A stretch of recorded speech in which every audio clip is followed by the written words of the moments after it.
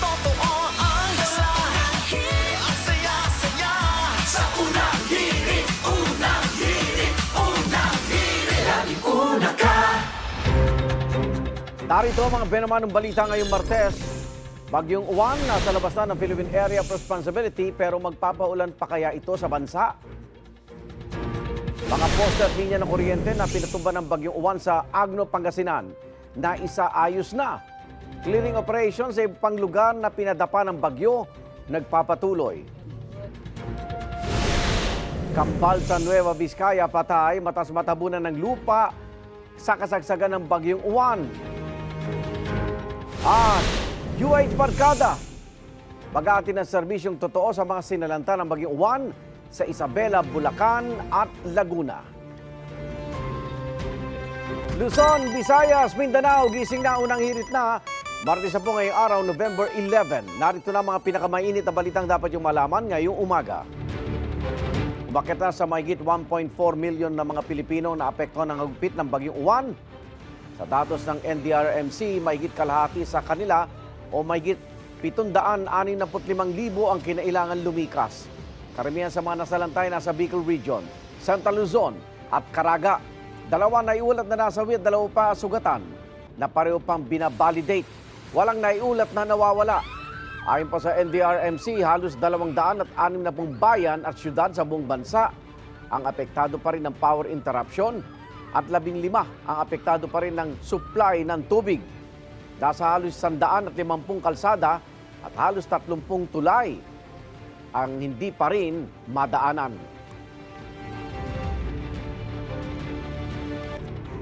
Nagsagawa na ng clearing operation sa ilang probinsya sa Northern Luzon na hinagupit ng Bagyong Juan. Ang mga natumbang poste sa Agno, Pangasinan dahil sa malakas na hangin na itayo na ulit. Naisaayos na rin ang mga linya ng kuryente roon ayon sa Pangasinan Electric Cooperative.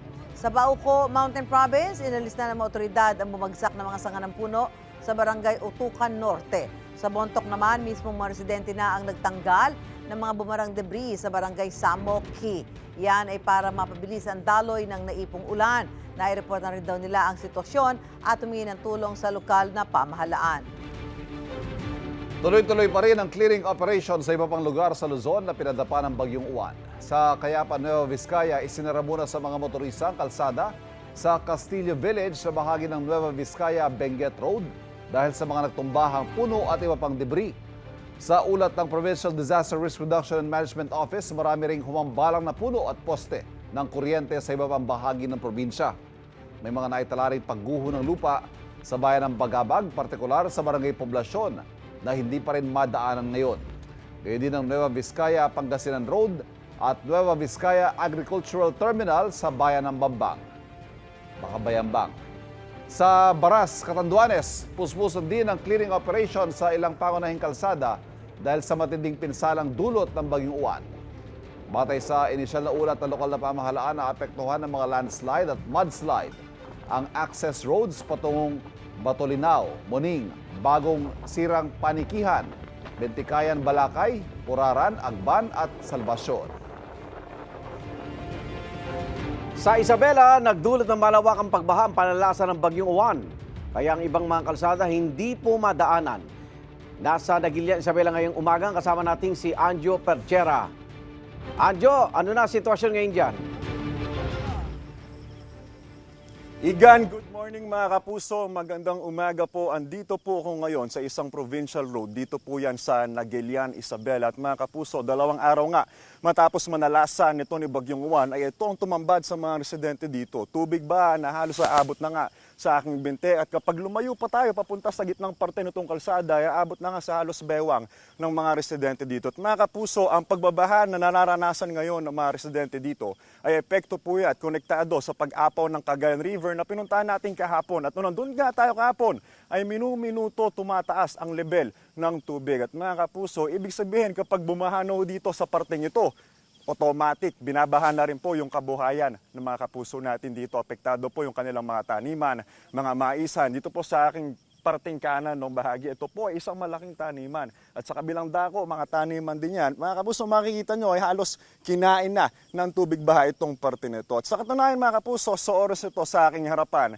ay may pila na po ng mga motorista na nagbabaka sakaling umapaw, humupa itong tubig baha para makatawid sila sa kabilang bahagi nitong kalsada na ito. Mga kapuso, no, nakakalungkot marinig at malaman dahil nakausap natin ilang residente dito na nasanay na lang sila sa ganitong eksena dahil taon-taon, 1 o 2 beses nila nararanasan ang ganitong pangyayari. At mamaya mga kapuso, kaugnay dyan, ay maghanap tayo ng mga residente na maaari natin makausap at makumusta kung ano nga ba ang dinadanas nila sa tuwing nangyayari ang ganitong eksena. Mga kapuso, yan munang latest mula dito sa Nagilian, Isabela. Back to studio po muna tayo. Ingat at maraming salamat, Anjo Parchera. Iba pa naming ihirit. Bagyong Juan, nasa labas na ng Philippine Area of Responsibility pero posibleng bumalik bukas ayon sa Pag-asa.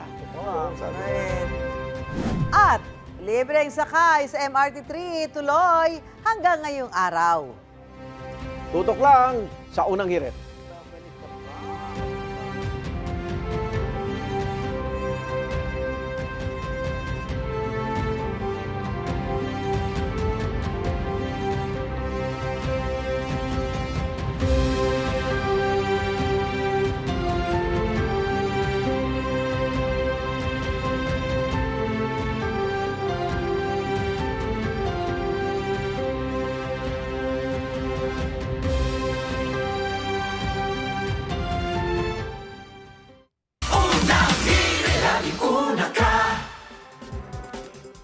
Good morning mga igan, good morning UH Barkada. Good morning!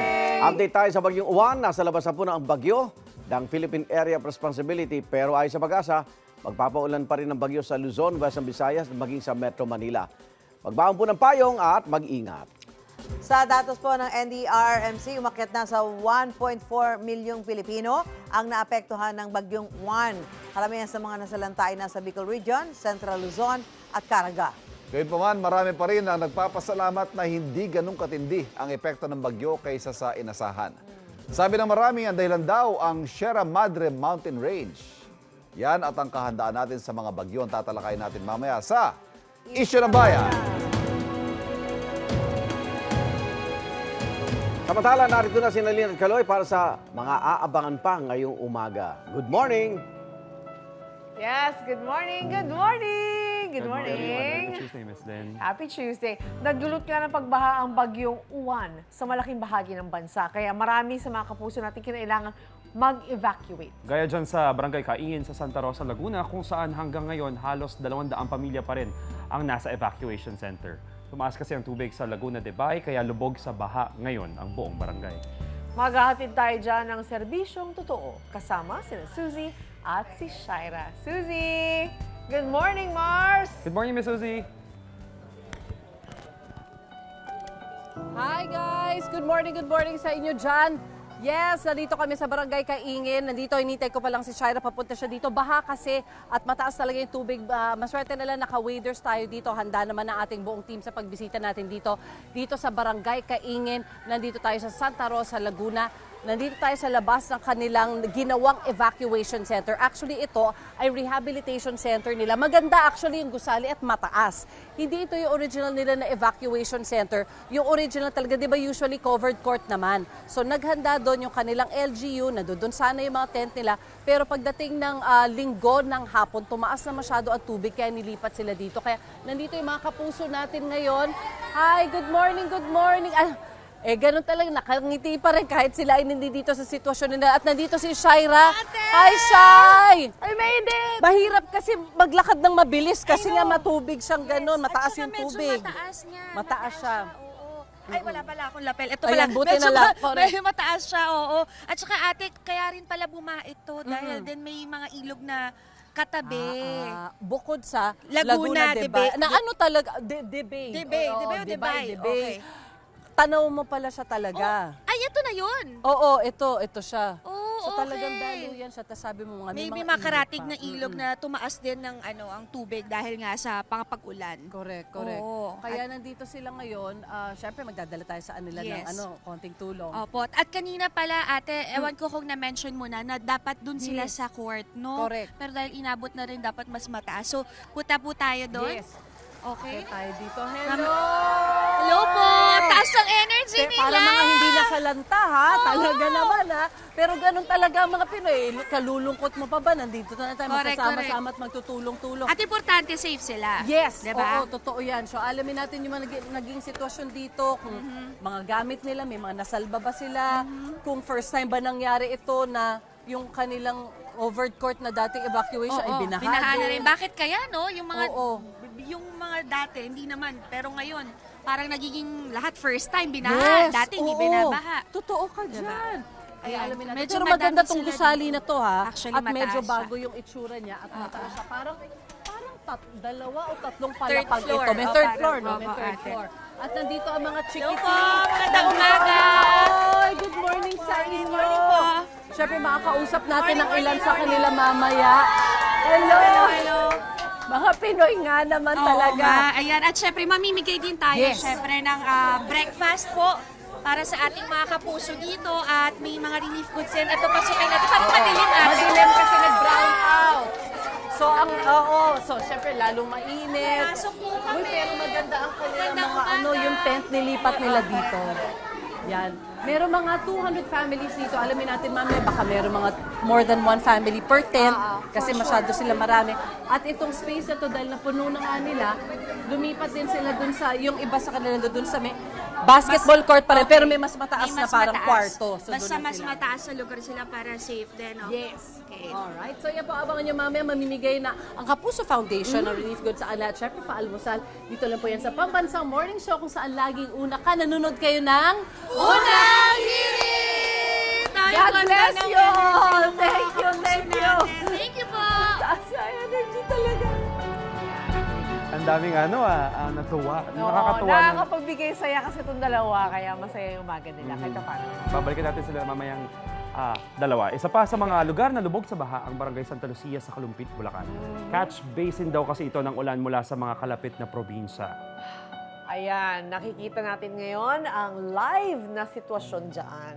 So talaga nakikita naman natin na yung gulong ng tricycle, kalahati dyan tubig. Can you imagine, pupunta ka sa trabaho mo araw-araw, tapos ganyan ang, di ba? Dadaanan mo. Ganyan So bago ka dadaanan mo. pumasok, Kasi, oo. napagod at saka dumaan ka na sa ganyan Madumi ng damit duming mo. Oo, kasi tubig. yung matagal bago humupa yung mga ganyan. So diba? after, kahit lumabas ng bagyo sa Pilipinas, etong tubig na to, Mananatili yung height niya. Mananatiling may tubig pa rin dyan kahit paano for a while, di ba? So, medyo, yan yung medyo uncomfortable for everybody. So, kawawa naman sila. Kailangan ng tulong talaga. So ngayon, naghahanda na rin ang team natin para maghatid ng serbisyong totoo sa mga residente dyan. Abangan po natin yan mamaya. Susunod sa unang balita. Buong probinsya ng Camarines Norte, wala pa rin kuryente dahil sa mga nagtumbahang poste. Bunso ng hagupin ng bagyong Juan. At ang paghahambing sa parehong Super Typhoon Yolanda at Juan. Bakit naging mas mapaminsalang Yolanda kahit mas maliit ito kaysa bagyong Juan? Magbabalik pa ang unang hirit.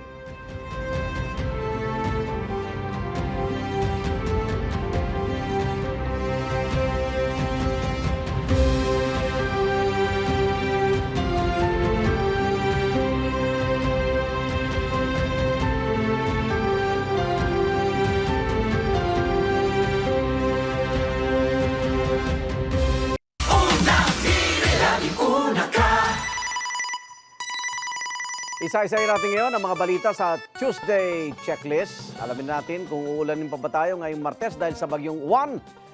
Bibigyan na tayo ng update mula sa Isabela ni UH Weather Presenter Anjo Parchera. Anjo.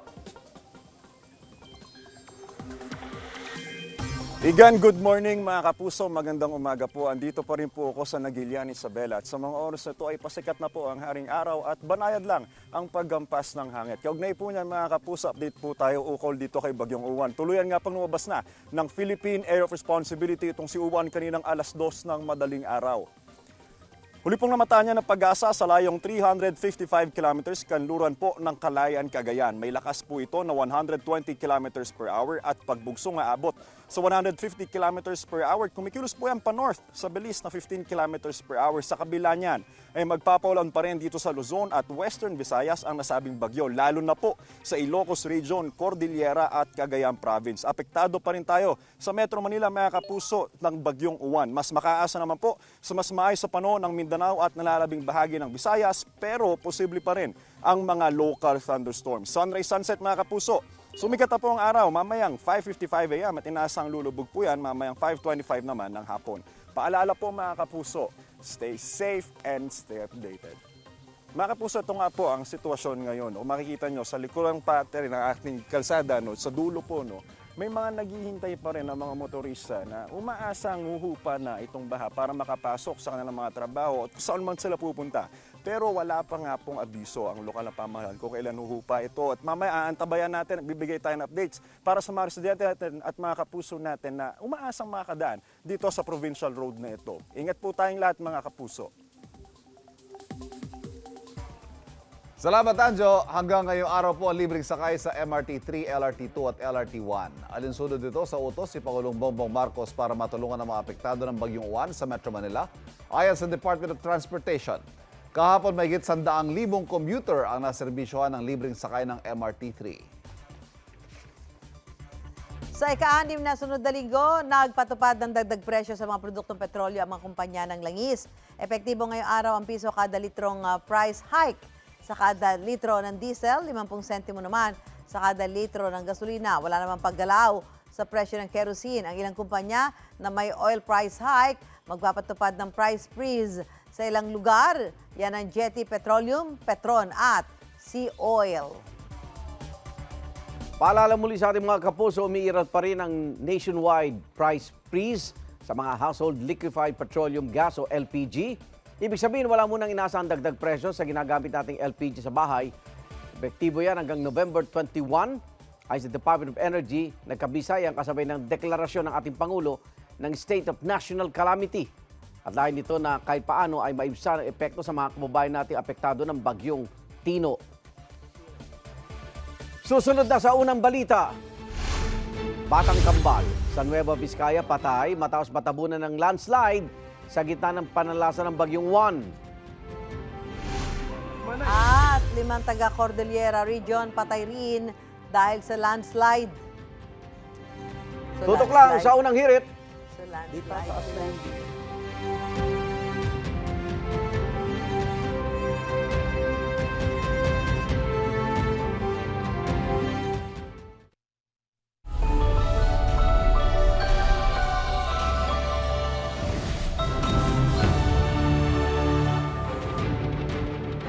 Ang mga pinakabago unang balita ngayong Martes.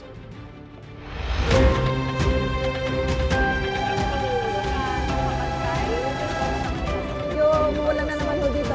Unang balita.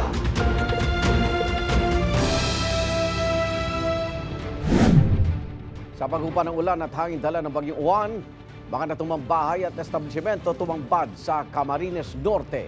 Buong probinsya, walang kuryente. Mga landslide naman sa Cordillera Region dahil sa bagyo, nag-iwan ng 5 patay. At batang kambal sa Nueva Vizcaya, patay matapos di matabunan ng gumuhong lupa.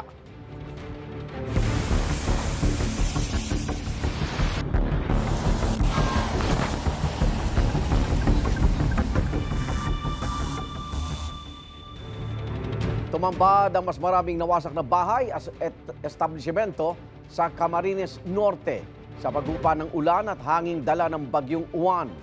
80 barangay pa sa probinsyang isolated o hindi pa makontak. May unang balita si Darlene Kai. Paghupa ng masamang panahon, tumambad ang pinsalang idinulot ng Super Typhoon Uwan sa Camarines Norte. Nadurog ang bahay ng mag-asawang Leonora at Dante matapos madaganan itong puno na natumba dahil sa lakas ng hangin. Siyempre malungkot, 2 bahay ang nawala. Dito kasi nakatira yung isang binata ko, dumaan sa kabila, tapos dito yung dalaga ko. Masakit sa akin pero okay na rin, buhay din kami mag-anak. Mabuti na lang at nasa evacuation center sila nang tumama ang bagyo. Naghahanap sila ngayon ng pwede pang mapakinabangan dahil wala silang naisalbang gamit. Humingi po ako ng tulong sa mga taong may magandang loob. May magandang loob po, tulungan nyo naman po kami. Kahit maliit lang po na bahay para sa anak ko. Si June, isa-isang pinulot ang mga yerong natuklap mula sa bubong ng pinagtatrabahuhang talyer. Yun nga lang, hindi rin naman talaga basta-basta mga kapag-operate, gawa ng walang kuryente. Ang pamumuhay kasi namin, umaasa kami sa kuryente. wala pa rin kuryente sa buong probinsya ng Camarines Norte. Sa gitna ng brownout, isang laundry shop ang naghandog ng libreng charging sa mga residente. Sa bayan naman ng Mercedes, nilipad ang halos kalahati ng bubong ng covered court ng Evacuation and Convention Center ng bayan. Wasak din ang bangka ng ilang mangingisda. Sa Purok 1B sa Barangay 7, naubos ang ilang bahay sa tabing dagat. Puro bahay dito sa kinatatayuan ko sa Barangay 7 sa bayan ng Mercedes, pero tulad po ng nakikita nyo, na wash out na yan lahat dahil sa tindi ng hangin at laki ng along dala ng Super Typhoon Uwan. Kaya wala silang magawa kung hindi suyurin ang tumpok na mga kawayan at pawid para makita kung may pwede pang pakinabangan. Si Tatay Arnel, pinira-piraso ang mga kahoy. Sugatan pa siya ng mabagsakan ng kawayan ng itumba ng mga alon ng kanyang bahay. Walang magagawa at malakas yung bagyo. Siyempre, kabado din at inisip mo yung tinitirhan Malaking bagay sana ang seawall. Pero hindi pa tapos ang construction ng seawall kaya hindi protektado ang mga bahay. Narito pa nga ang ilang construction materials na tinangay din ng malakas na hampas ng alon kahapon. Masakit talaga po. Ito, tuloy ngayon, nakita mo mga basura. Paano kami? Ngayon, gibag-ibang mga harong, mga bahay. Nasaan ang mga tulong?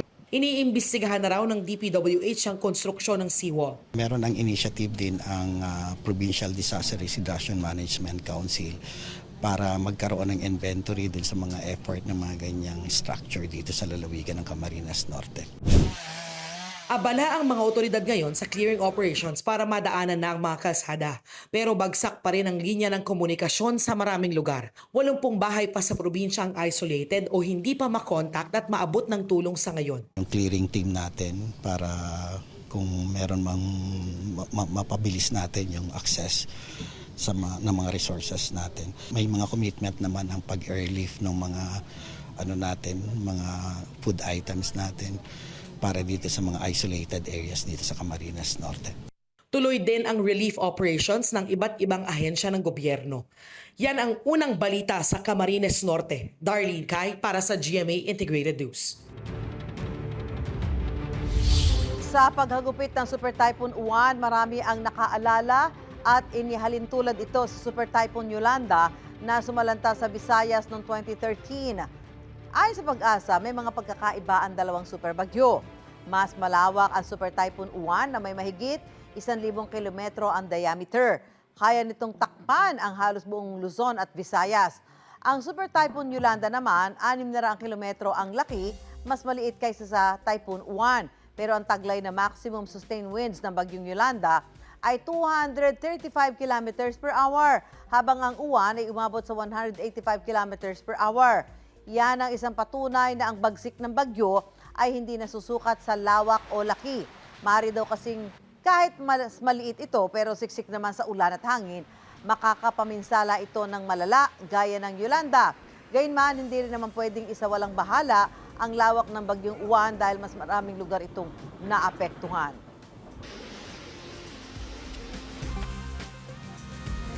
Patay 5 taong gulang na kambal, mataas matabunan ng gumong lupa ang kanilang bahay sa Cayapa, Nueva Vizcaya. Ayon sa pulisya, natutulog ang kambal kasama ang kanilang pamilya nang mangyari ang landslide sa kasagsagan ng bagyong Uwan kahapon ng madaling araw. Nahukay ng kanilang ama at mga kapitbahay ang kambal na idineklarang dead on arrival sa ospital. Nagtamo naman ang mga sugat ang ama, ina at isa pa nilang batang kamag-anak. 5 ang napaulat na nasawi sa Cordillera Administrative Region dahil sa kabi-kabilang landslide na dulot ng bagyong Uwan. At mula sa Baguio City, may unang balita live, si Jonathan Andal. Jonathan? Yes, Susan, good morning. Dito sa Baguio City, magdamag kaming inuulan. Actually, simula kahapon inuulan kami dito. Meron ditong naitalang minor rockfall at landslide, pero hindi naman makapaminsala. Pero sa ibang parte po ng Cordillera Region, matindi yung mga landslide na nangyari na ang iba ay kumitil pa ng buhay. Manay! Bigla raw gumuho ang lupa sa bahaging ito ng Barangay Western Uma sa Lubuagan, Kalinga kahapon. 2 ang patay, 1 ang sugatan at may 2 pang nawawala. Sabi ng Lubuagan Municipal Information Office, pinuntahan ng mga biktima kahapon ng isang bahay na nasira sa kasagsagan ng bagyo. Pero habang nasa bahay sila, biglang may gumuhong malaking bahagi ng lupa. Kinilala ng LGU ang mga nasawi na sina Aki Magwin at Eric Magwin, 45 years old, magsasaka. Nawawala naman sina Redento Tinio, isang barangay kagawad, at si Ricardo Magwin. Sabi ng lokal na pamahalaan, magsasagawa sila ng search and rescue operations para mahanap ang mga nawawala. Sa bayan naman ng Kabayan sa Benguet, patay ang natutulog lang noon na babaeng 65 years old matapos pasukin ng landslide ang unang palapag ng kanilang bahay sa Barangay Balay kahapon ng madaling araw. Sabi ng Kabayan ng LGU, inabot ng halos 4 na oras bago dumating ang rescue dahil sa hindi madaan ng mga kalsada. Patay sa post-mortem examination, ang cause of death ng biktima ay traumatic brain injury. Sa bayan naman ng Tinok sa Ifugao, isa rin ang patay matapos matabunan ng lupa at pine tree ang tinitirhan niya habang siya natutulog gabi nitong linggo, kasagsagan ng super bagyong Uwan. Kinaumagahan na siya na-retrieve ng mga otoridad ayon sa Tinok Municipal Police Station. Sa Barlig Mountain Province naman, lumubog na ang bahay na ito. Natabunan naman ng landslide ang rice terraces doon. Sabi ng Barlig LGU, isang senior citizen ang nasawi roon matapos matabunan ng putik ang kanilang bahay sa barangay Latang kahapon ng madaling araw. Nakaligtas naman pero sugatan ng 2 pa niyang kasama sa bahay na nirescue ng bayanihan ng mga taga roon.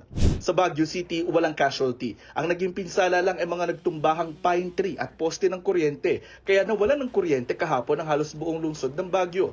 Butit may alok na free charging station sa City Hall, Baguio Convention Center at pati sa mga hotel. Nagulat kami na minimal lang ang impact sa amin.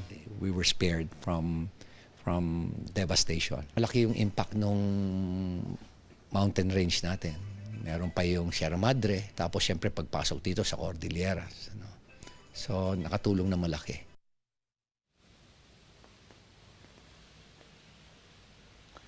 Susan, hanggang sa mga oras na ito ay wala pa rin kuryente sa ilang parte ng Baguio City. Gaya dito sa lokasyon namin malapit sa Burnham Park. Pero ang sabi ni Mayor Magalong ay sinisikap na ng Beneco na maibalik agad yung supply ng kuryente dito sa lungsod ng Baguio. Yan muna ang latest mula rito sa City of Pines. Balik sa iyo, Susan. Maraming salamat, Jonathan Andal.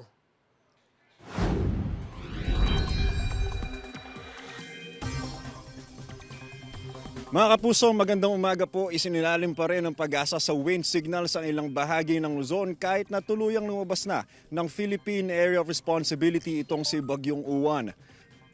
Ayon sa pag-asa, signal number 2 po ngayon sa Batanes, Cagayan kasama ang Babuyan Islands, Apayao, Abra, Kalinga, western portion ng Mountain Province, northwestern portion ng Benguet, buong Ilocos Norte, Ilocos Sur at northern portion ng La Union.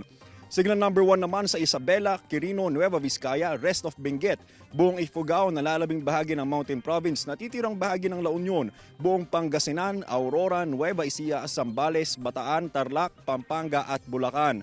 Signal number 1 din po sa Metro Manila, Cavite, Laguna, northern at western portions ng Batangas, buong Rizal, northern portion ng Quezon Province kasama po ang Polillo Islands at Lubang Islands. Namataan po ng pag-asa ang bagyong Fungwong, international name po yan ng bagyong Uwan, 365 kilometers kanluran ng Kalayan, Cagayan. May lakas po ito na 120 kilometers per hour at pagbugsong aabot sa 150 kilometers per hour.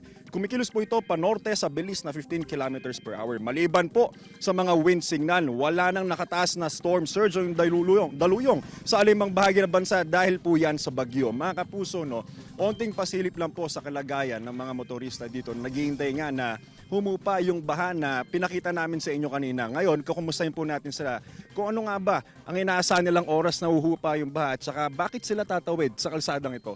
Sir, okay lang po ma-interview kayo? Good morning po, sir. Ano pong pangalan nila? James, Sir James, ilang oras po inaasahan nyo na paghihintay bago humupa yung baha dito? makaabutin pa ito ng tanghali pa eh. Tanghali? Oo. Sir, ano pong epekto nito since tanghali pa po inaasahang huhupa yung baha dito? Sa amin sir, bilang may mga paninda kasi kami na kailangan ma-dispose ngayong umaga. Naasahan namin na may mga truck na tatawid para maitawid namin yung mga paninda namin. Sir, itong mga paninda nyo, saan nyo idadalhin ito? Sa Forest Region. Sa tingin nyo ba, aabot pa to? Hindi ba masisira yan? Hindi naman siguro kasi yung iba may mga yelo naman. Sir, tuwing nangyayari yung gantong eksena, anong pakiramdam nyo? Ngayon lang ako naka-experience ng ganito sir eh.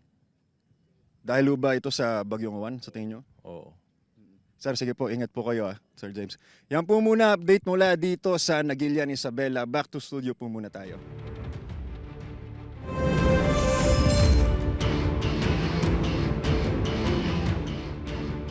Sugatan ng isang lalaki matapos holdupin at hampasin ng baril sa Binangonan, Rizal. May unang balita si EJ Gomez. Pauwi na raw sana si AA, di niya tunay na pangalan, mula sa trabaho pasado 1:00 ng madaling araw nitong Huwebes, nang bigla raw siyang holdupin ng isang lalaki sa eskinitang ilang metro na lang ang layo sa kanilang bahay sa Barangay Kalumpang, Binangonan, Rizal. After niya po akong sinabihan ng hold up to, doon na po niya ako start na tinutukan ng baril 4 times po. And then doon niya na po ako nahawakan sa arms. Then tinulak doon sa may wall. Nung pagkabagsak ko, doon na po niya ako inano ng baril sa ulo. Tinuktukan ng baril. 3 times po. Sinubukan daw niyang manlaban at naitapon pa ang mga gamit kabilang ang isang eco bag na nooy naglalaman ng perang aabot sa 400,000 piso. Sa lakas ng pagkakapukpok ng baril, dumugo ang bahagi ng kanyang ulo. Nagtamo rin siya ng mga sugat sa may siko at paa. Ayon sa biktima, ilang segundo pa siyang nawala ng malay. At nang magising siya, nakita niya raw ng malapitan ang mukha ng sospek. Gayon din ang kasama nitong naghihintay sa kanilang sasakyan. Doon ko po naaninag yung mukha niya na may balbas, na maliit lang siya, naka-short. And then, black na shirt na may print po. Nasiko ko siya, then doon na po ako nakatakbo. Then doon na po sila pumiswat paalis, nakasasakyan. Sa kuha ng ilang CCTV, kita ang pagtahak ng getaway car ng mga sospek sa kahabaan ng Cableway Road sa Barangay Kalumpang. Ang color po is maroon or orange. Doon lang po nag-range yung nakita ko kasi lumang sasakyan po siya. And then may mags, tapos medyo yellow yung light nung sasakyan. Una pong nag-report yung biktima ay sa PNP po. Tapos nag-report na rin po yung mga magulang ng biktima sa aming barangay. Dinescribe naman po ng biktima yung hitsura ng suspect. Ayon sa barangay, posibleng dayo ang mga sospek sa insidente. Patuloy ang investigasyon at pagtunto ng pulisya sa mga sospek. Ito ang unang balita. EJ Gomez para sa GMA Integrated News. Susunod, bumigay na pumping station sa Paco, Maynila nagdulot ng baha sa ilang barangay. Maraming pamilya lumikas. Huwag bibitiw para laging una ka sa balita.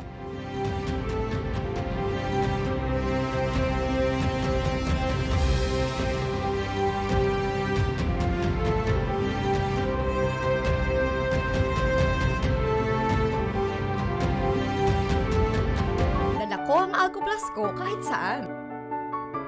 Ako plus Alco Plus sa biyahe. Ako plus Alco Plus sa work. Ako plus Alco Plus sa bahay. Ang protection ko, Ako plus Alco Plus!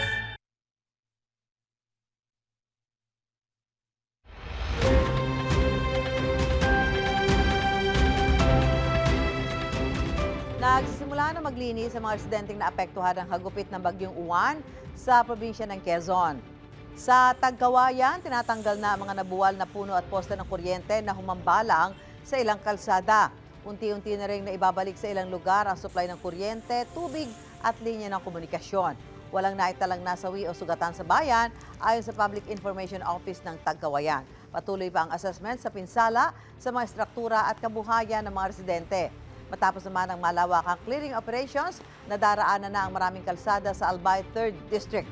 Patuloy na rin ang pagsasaayos sa linya ng mga kuryente at pamimigay ng relief goods sa mga apektadong residente. Nagsagawa na rin ng clearing operations sa ilang lugar sa Iloilo City na matinding naapektuhan ng bagyong Uwan. Kasama sa mga nilinis ang mga nagkalat na debris sa kalsada na dala ng malakas na alon mula sa dagat. Patuloy naman ang pagsusuri ng mga otoridad sa bilang ng mga naapektuhang residente at nasirang bahay. Balik normal naman na ang mga biyahe sa ilang pantalan sa Iloilo Province. Nagbabala ang Office of Civil Defense laban sa mga peking donation drive o solicitation para sa mga biktima ng bagyong Tino.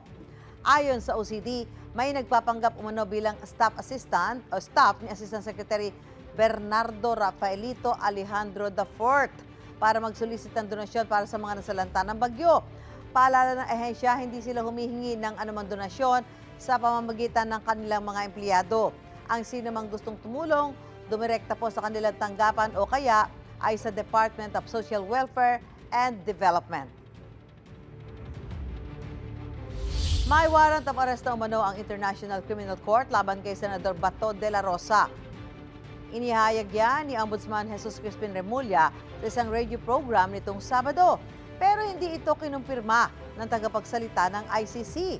Sabi niya ang mga updates sa ICC ay makikita sa official communication channels at press releases.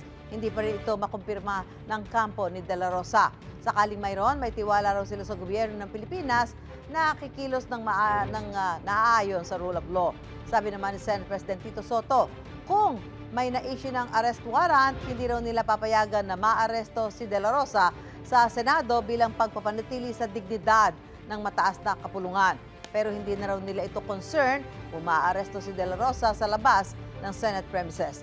Si De La Rosa ang hepe ng Philippine National Police noong drug war ni dating Pangulong Rodrigo Duterte.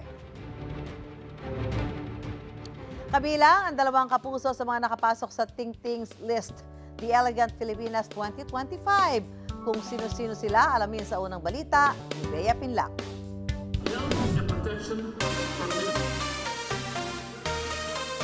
Sampung babae. Bukod tangi sa kani-kanilang larangan. Lahat kinilala sa Ting Ting's list, The Elegant Filipinas 2025. Let us celebrate the elegance of the Filipina, her compassion, her demeanor, her challenges, her victories, her elegance of purpose. Elegance endures not in what we wear, but in what we share. In our capacity to create, to nurture, and to inspire. Kabilang sa hanay ng Elegant Filipinas ngayong taon, sina Kapuso Primetime Queen Marian Rivera, Miss Universe 2015 Pia Wurtzbach, megastar Sharon Cuneta, at GMA Network Senior Vice President Attorney Annette Gozon Valdez. I think Filipinas have this unique trait of being modest, conservative, and very mindful. So I think that's what makes a Filipina very elegant. Ito ay magsisilbing paalaala na hindi dapat tumitigil ang isang tao na gumawa ng mabuti para sa kapwa niya. It's not about beauty lang talaga. So mas maganda pa rin na ine-extend natin yung tulong natin sa ibang tao. So doon nagiging mas makabuluhan yung buhay natin.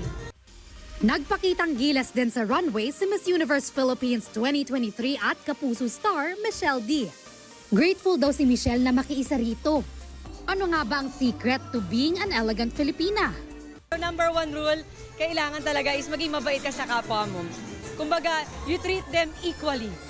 For me, it's okay to walk your own path as long as you're not stepping on anyone's toes. You don't have to advertise that, you just have to walk with purpose and the right people will follow your lead. Ito ang unang balita Bea Pinlac para sa GMA Integrated News. Sa pagbabalik mamaya ng unang balita, Dagupan City nagdeklara ng state of calamity kasunod ng pananalasa ng bagyong Uwan. At kukumustahin natin ang mga biyahe sa mga paliparan, pantalan at bus terminals pagkatapos ng hagupit ng bagyong Uwan. Huwag bibitiw para laging una ka sa balita.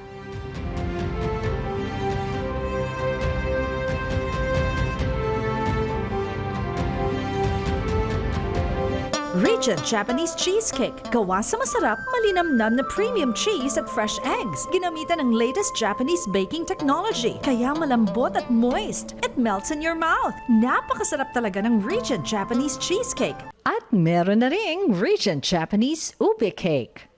Regent Yuletide Pack. Naglalaman ng Regent Cheese Rings, Crisps, Snaku, Sweet Corn, at Regent Tempura. Lahat ng iyong paboritong snacks nasa isang pack na. Pang-giveaway o regalo sa mga kaibigan at pamilya ngayong Pasko. Only the best and merriest Christmas from Regent.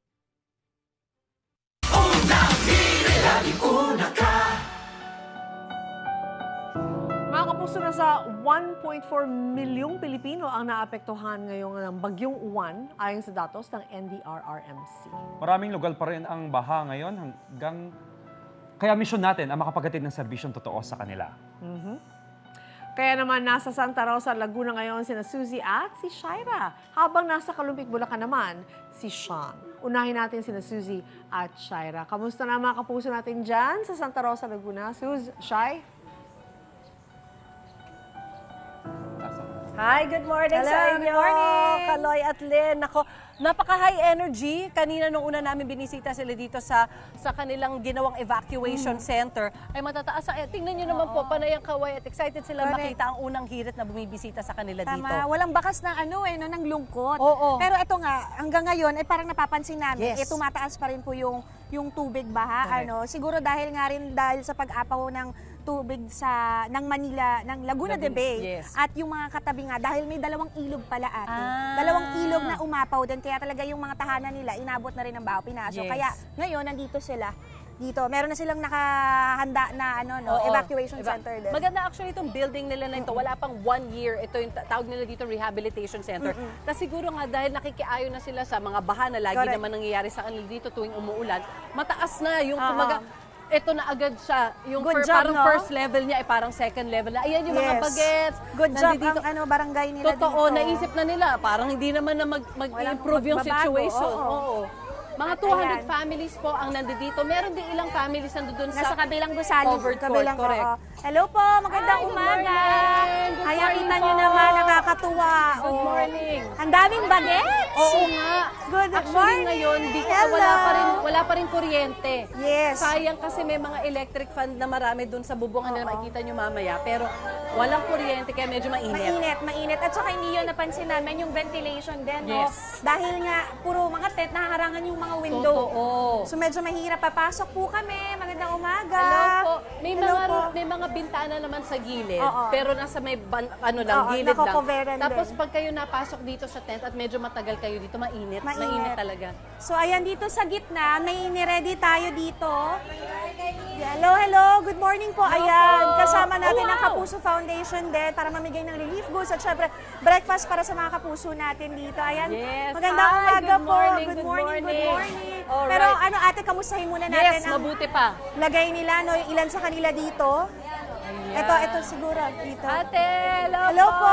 Good morning. Pwede po, sino po pwede makausap sa inyo at ma-interview? Hello po Ay, kayo. nanay. Nanay, hello po. Ayan, dito na lang po tayo para hindi namin maapakan yung Oo, yung mga gamit yung nyo. mga gamit ninyo. Good Ano pong morning, pangalan? nanay. Ay, opo, si Suzy po. Ano, Hi, kamusta nanay. po? Ano pong pangalan nyo? Ako po si Pilina Mandala, nakatira sa Kaingin, Santa Rosa, Laguna. Ako po ay nandito nananawagan sa DMA dahil kami po ay last one. Wala po kaming bahay. Napapasalamat po kami kay Kap dahil 4 na buwan na po kaming naninirahan dito. 4 na buwan po. Pero kasi hindi po kami makauwi, wala po akong bahay. Wala nang mauuwi. Yung bagyong nauna, hindi Opo. itong bagyong ito, nung nauna pa. Yung nauna po, tsaka pangalawa. Nagpapasalamat po ako kay Kap dahil kahit po kami ay nagkakaganito, buong puso po kaming kinupkop ni Kap. Talagang 4 na buwan. Binigyan po kami ni Kap ng mga pagkain. Hindi po kami nagugutom. Ay, salamat naman. At Lagi pong handa si Kap sa amin. Binigyan kami ng doktor. Binigyan po kami ng gamot. Binigyan po kami ng pagkain. Binigyan po kami ng tent. Binigyan po lahat-lahat po. Nahihiya po kami kay Kap. Dahil kahit... Nanay, ang tawag dito, paano po ang plano nyo? Kayo ba'y titira na lang dito? Or maghahanap po kayo ng ibang tirahan? Kung maaari po, baka po ako makahingi ng kaunting tulong sa DMN kahit mga 5 iyero. Opo. Sige po, Sa nanay. ngayon po, ito po ang aming ibiahantog po sa inyo. Opo. Ay, konti pong pagkain. Pagdamutan niyo po muna. Papasalamat po kami sa Opo. DMN, sa unang hirit at kami ay kanilang nadalaw. Opo. Nanay, medyo emotional si nanay. Opo. Sana bigyan po si Kap ng mahabang buhay. Oh, makatulong pa sa iba. Tama. Si Kap po, pag alam na Opo. meron. Ay, ito po, nanay, bigay po namin para makakain po kayo. Yes po. Lagi po silang nagbabahay-bahay. Opo, thank you po, Thank you po, nanay. nanay. Salamat po. Ay, kami po ay mamimigay lang po ng mga ano pa, ng relief goods at pagkain. Mamaya, ha? nanay, magsikahan pa po tayo, Correct, ha? oo nga. Ayan. At ito, simulan na po natin, pamimigay natin ng ating mga relief goods. Yes. At syempre, almusal na rin po. May mga pila na Saan rin po ang sila. pila natin? Ito po ba yung pila natin? Ayan. Okay, sige, pwede na po tayo mag-start mamigay ng ating breakfast. So, yung Ano? mga kapuso natin Okay. mula sa barangay, syempre tinutulungan din tayo. Oo, mga lagi volunteers naman, po natin. Sila naman ang busy naman dito kapag merong nagsisilikas, yung mga kapuso natin from the barangay. Ito po, tay. Medyo mabigat po, mabigat. Hawak pong maigi. Nanay. Ay, Diretso lang po. dito lang po. Sa taas kami. Saan sa taas? Sa taas daw sila. Okay, sige po, dito po tayo. For now lang po, hanggang ngayon lang po. Salamat po. Ayan, pakitulungan na lang si tatay. Oo. Ayan, medyo mabigat. Mabigat. Naku, Ayan. laking tulong talaga. Salamat. Ingat po. GMA Kapuso Foundation. Yes, always. At kaya po kayo na, kung nais niyo po magpasalamat dahil sinuwerte po at hindi kayo inabot ng baha at na matinding pag-ulan, baka gusto niyo po mag-donate sa GMA Kapuso Foundation. Yes, yan po. Naka-flash po sa inyong TV screen sa kanilang mga bank accounts. Pwede po kayo doon po magpadala ng inyong tulong at sa iba pang paraan. At syempre mga kapuso, papatuloy pa rin po namin itong serbisyong totoo namin. Kaya tumutok lang kayo dito sa isang... May tinapay. Okay. Meron tayong relief goods, sopas at tinapay para sa correct. kanila. Mainit na sopa, Yes. sakto. Yan, Maganda. kaya abangan pa po. At syempre, dito sa pambansang morning show kung saan laging una ka, unang hirit. Medyo madaming tao lang talaga. Thank you. Ingat po kayo.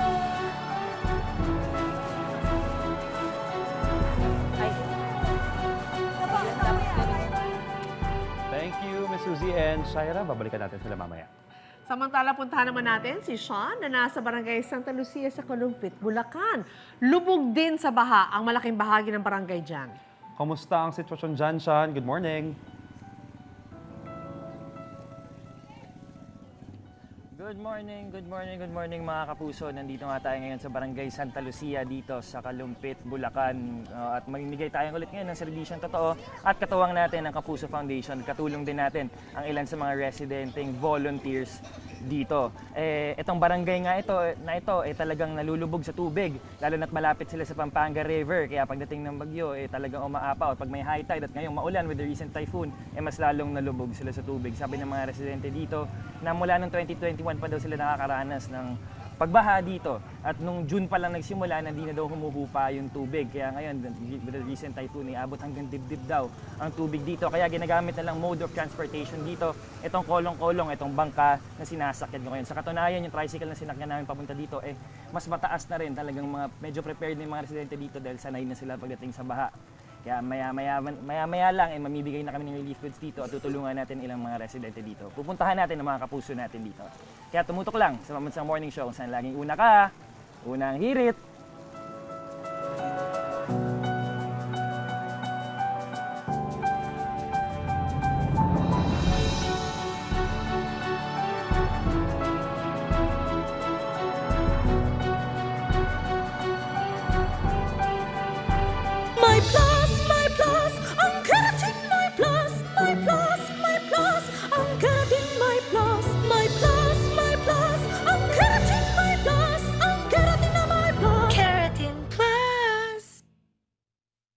Fujidenso Home and Commercial Appliances. Upgrade your usual appliances to Fujidenso HD Inverter Appliances. Fujidenso, quality above all. Upgrade your home, upgrade your business with Fujidenso, quality above all.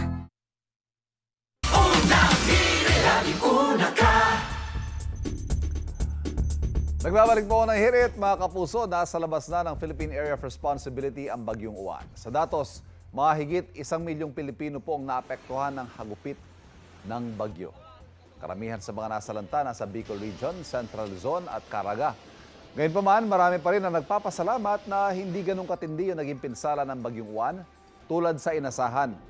Ang sabi ng marami, ang dahilan daw niyan, yung kabundukan ng Sierra Madre, yung Sierra Madre Mountain Range. Yan at ang kahandaan natin sa mga bagyo. Tatalakayin natin dito sa Isyu ng Bayan. At ngayong umaga, makakasama po natin Dr. Jerry Magtasa ng UP Diliman Institute of Environmental Science and Meteorology. Dr. Magtasa, sir, thank you for joining us. Good morning. Unahin natin na yung naging assessment po ninyo dito sa Bagyong Uwan. Naging super typhoon ito.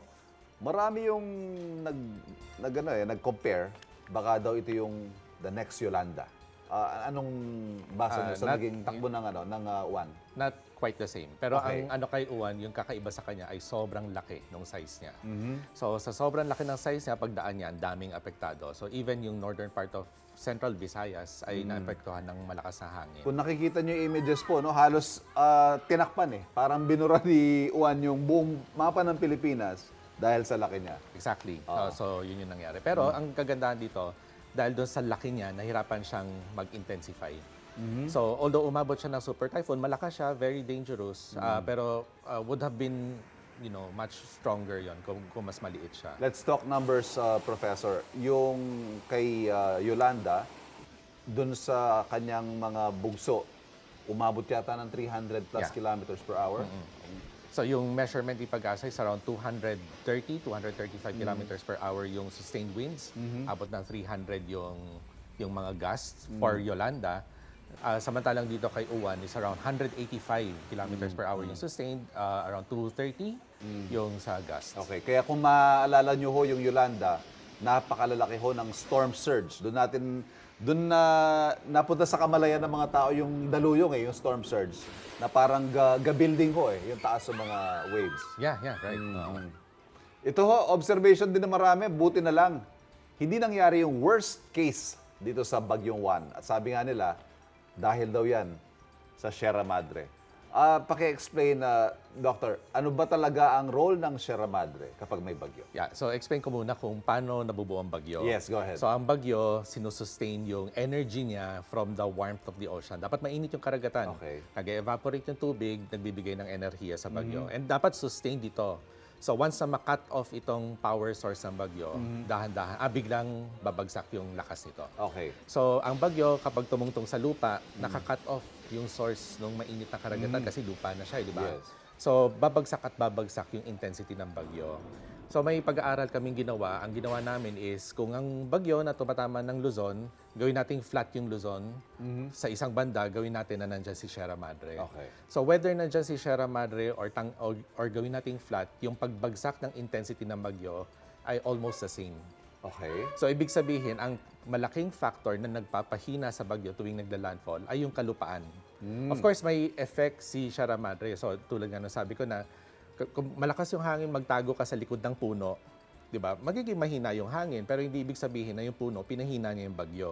Okay. So kung magtatago ka sa likod ng isang malaking bundok, hihina yung hangin, pero hindi ibig sabihin na yung bundok, pinahina niya yung bagyo. Okay. So yung nararamdaman nating intensity, yun yung humina dahil nagtago tayo sa puno. But Yes. it doesn't necessarily mean na humina yung bagyo dahil sa puno. Yes. Okay. Malinaw po sana yon. Ito, Prof, viral din online yung tila pagbasag daw ng Sierra Madre sa mata ng bagyo. Kasi nga naman, para nakita mo, nawala nga naman yung mata habang tumatawid sa Sierra Madre. Ano ba explanation nito from the scientific point of view? Yeah, so unang-una, yung mga bagyo nagkakaroon ng mata ay typhoon category. So Okay. mga tropical storm hindi yan nagkakaroon ng mata. Okay. So nung tumama si Uwan, Actually, typhoon pa rin siya, 150 kilometers per hour on land. So malakas pa rin yon. So nangyari, pwede ko bang... Yes, go ahead. Yeah. So itong slinky na to, so pag nasa ibabaw, satellite image, nakikita natin itong butas sa gitna ng bagyo. Yes. So kapag tumama siya sa kalupaan, lalo na may bundok, ang nangyari, nagtitilt. Okay. Ito. So pag nagtilt to, ang tawag sa kanya ay vortex tilt. Vortex tilt. Yung gitna ng bagyo. So from above, satellite, di na natin makikita yung butas ngayon. Dahil sa naka-side na siya eh. And possible na ito bigla siyang tatalon papunta sa kabilang side. Okay. So mahirap matrack ang bagyo kapag nasa lupa. Pero paminsan bigla na lang siyang all of a sudden lalabas sa kabila. Pero hindi ibig sabihin, Dr. Magtasa, na porket hindi mo nakikita yung mata, nalusaw siya. Yeah, obscured lang siya. Obscured, natakpan. Yeah. Mahirap maaninag pero more or less nandiyan siya kasi typhoon pa rin siya. Okay, yan. Naging usap-usapan din na yung flood control project naman sa Iloilo. Doon naman tayo sa ibang mga posibleng paraan para ma-cushion o mapahina yung impact ng mga ganitong bagyo. Yung sa paligid, nakakatulong daw sa pag-contain ng baha, yung mga mangrove. Ayan, ang ganda. Paano ba nakakatulong, Professor, itong mga ganito? At pwede kaya itong gawin sa ibang lugar? Pwede ba i-replicate sa ibang mga LGU? Siguro nakita mo yung mga video sa Baler na napakalakas ng tubig. Tapos Yes. nasira yung mga pader. Correct. Kasi ang tubig mabigat. Ang isang balikbayan box ng tubig is 1,000 kilograms. Wow. Mabigat. Okay. Mabigat ang ano. So, ang mangroves kapag nasa coast sila, so it's a natural barrier para doon sa mga waves na malalakas. Sa pahinain, bago siya umabot ng kalupaan na tinitirahan ng mga tao. Isa siya sa pumipigil sa mga malalakas na waves. In many instances, pwede natin to itanim kung naturally yung environment ay suitable. Pero hindi sa lahat, unfortunately. Although maraming mga lugar sa, say for example, sa Manila Bay, na naturally before, may mga mangroves, tapos naputol na siya. Ang main cost mo dyan, I would imagine, yung real estate mismo. Kasi diba, instead of magtayo ka ng kung anong subdivision dyan o kung anong mga struktura, kailangan mo talagang tamnan ng mga puno. Ayan. Sa tingin nyo, Prof, ano ba dapat yung gawin ng mga LGU para mapaghandaan at mabawasan yung mga casualty sa ganitong mga kalamidad? Although sinasabi ng Office of Civil Defense kahapon, dahil sa preemptive evacuation, may mga fatalities tayo pero it's a lot less than dun sa nangyari sa Cebu. Pero napag-uusapan namin ni Professor kanina, sana dumating tayo doon sa panahon na wala nang namamatay sa ganitong mga bagyo dahil perfectly preventable yung mga deaths sa ganito. Yeah, so yung LGU, napakalaki ng role nila in terms of mitigating itong mga hazards ito. Kasi si Pag-asa, bibigay sa atin yung forecast, pero up to some point lang yung kaya nilang ibigay na informasyon. So, si Pag-asa, hindi niya kayang i-memorize yung lahat ng rivers, creeks, maliliit na mga daluyan ng tubig. It's the LGU that can do that, up to the barangay level. So, si barangay level, makikita niya na, pagka ganito yung ulan, ganito yung forecast si Pag-asa, aapaw tong river na to, tayo yung magsasabi na lumikas yung mga tao. So, very important yung parang pinaka-last mile na forecasting and prevention is really upon the LGUs. Pero yung mga kababayan din natin, siguro paalalahanan din natin, Prof. Marami kasi sa mga kababayan natin, hindi, sa buong buhay ko, 50 taon na ako nakatira dito, hindi aabot dito sa bahay ko yung tubig na yan. Kaso umaabot Di ba? Baka pwede natin silang paalalahanan na dahil sa climate change, dahil, I don't know, for whatever reason, there are a lot of factors na nakaka-contribute dito sa mga unprecedented na flooding. Yeah, year after year, all over the world. Yan yung laging sinasabi. Unprecedented, never sa memory nila. Never before seen. Pero paulit-ulit. So, ibig sabihin, mangyayari at mangyayari to. And yes, partly because of climate change, yung pag-iinit ng karagatan ng mundo, isa to sa nagpapalakas at nagpapaulan sa mga bagyo. So, kailangan lang talaga natin paghandaan. Imagine natin yung pwedeng mangyari, worst case scenario. Yes. And from there, tsaka tayo magplano. Huwag ho natin iasa lang sa gobyerno. Kailangan nila ng ating kooperasyon at partisipasyon para sa kaligtasan ng lahat. Dr. Jerry Magtasa ng UP Diliman Institute of Environmental Science and Meteorology, maraming salamat po. At magbabalik po ako ng hirit.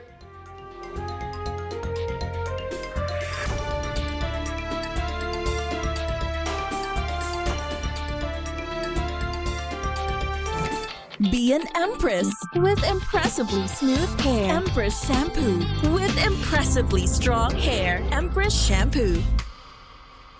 With impressively healthy hair. Impressive Empress Shampoo.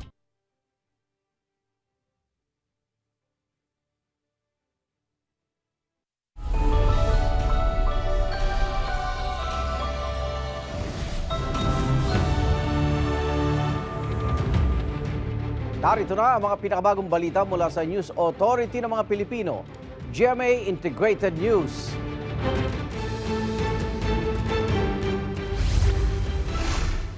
Matapos ang panalasa ng Bagyong Uwan, ilang residente sa Dagupan, Pangasinan hindi pa alam kung paano makakabangon sa matinding pinsala. Hindi namin nakalain na ganyan mangyari. Mga tagkawayan Quezon naman, dumagsa sa libreng charging station sa munisipyo dahil brown out pa rin. Pati signal, pahirapan.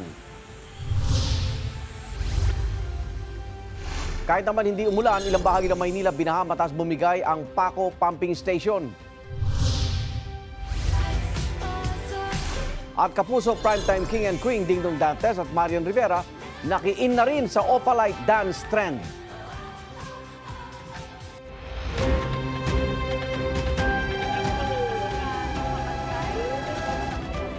Umuulan na naman ho dito.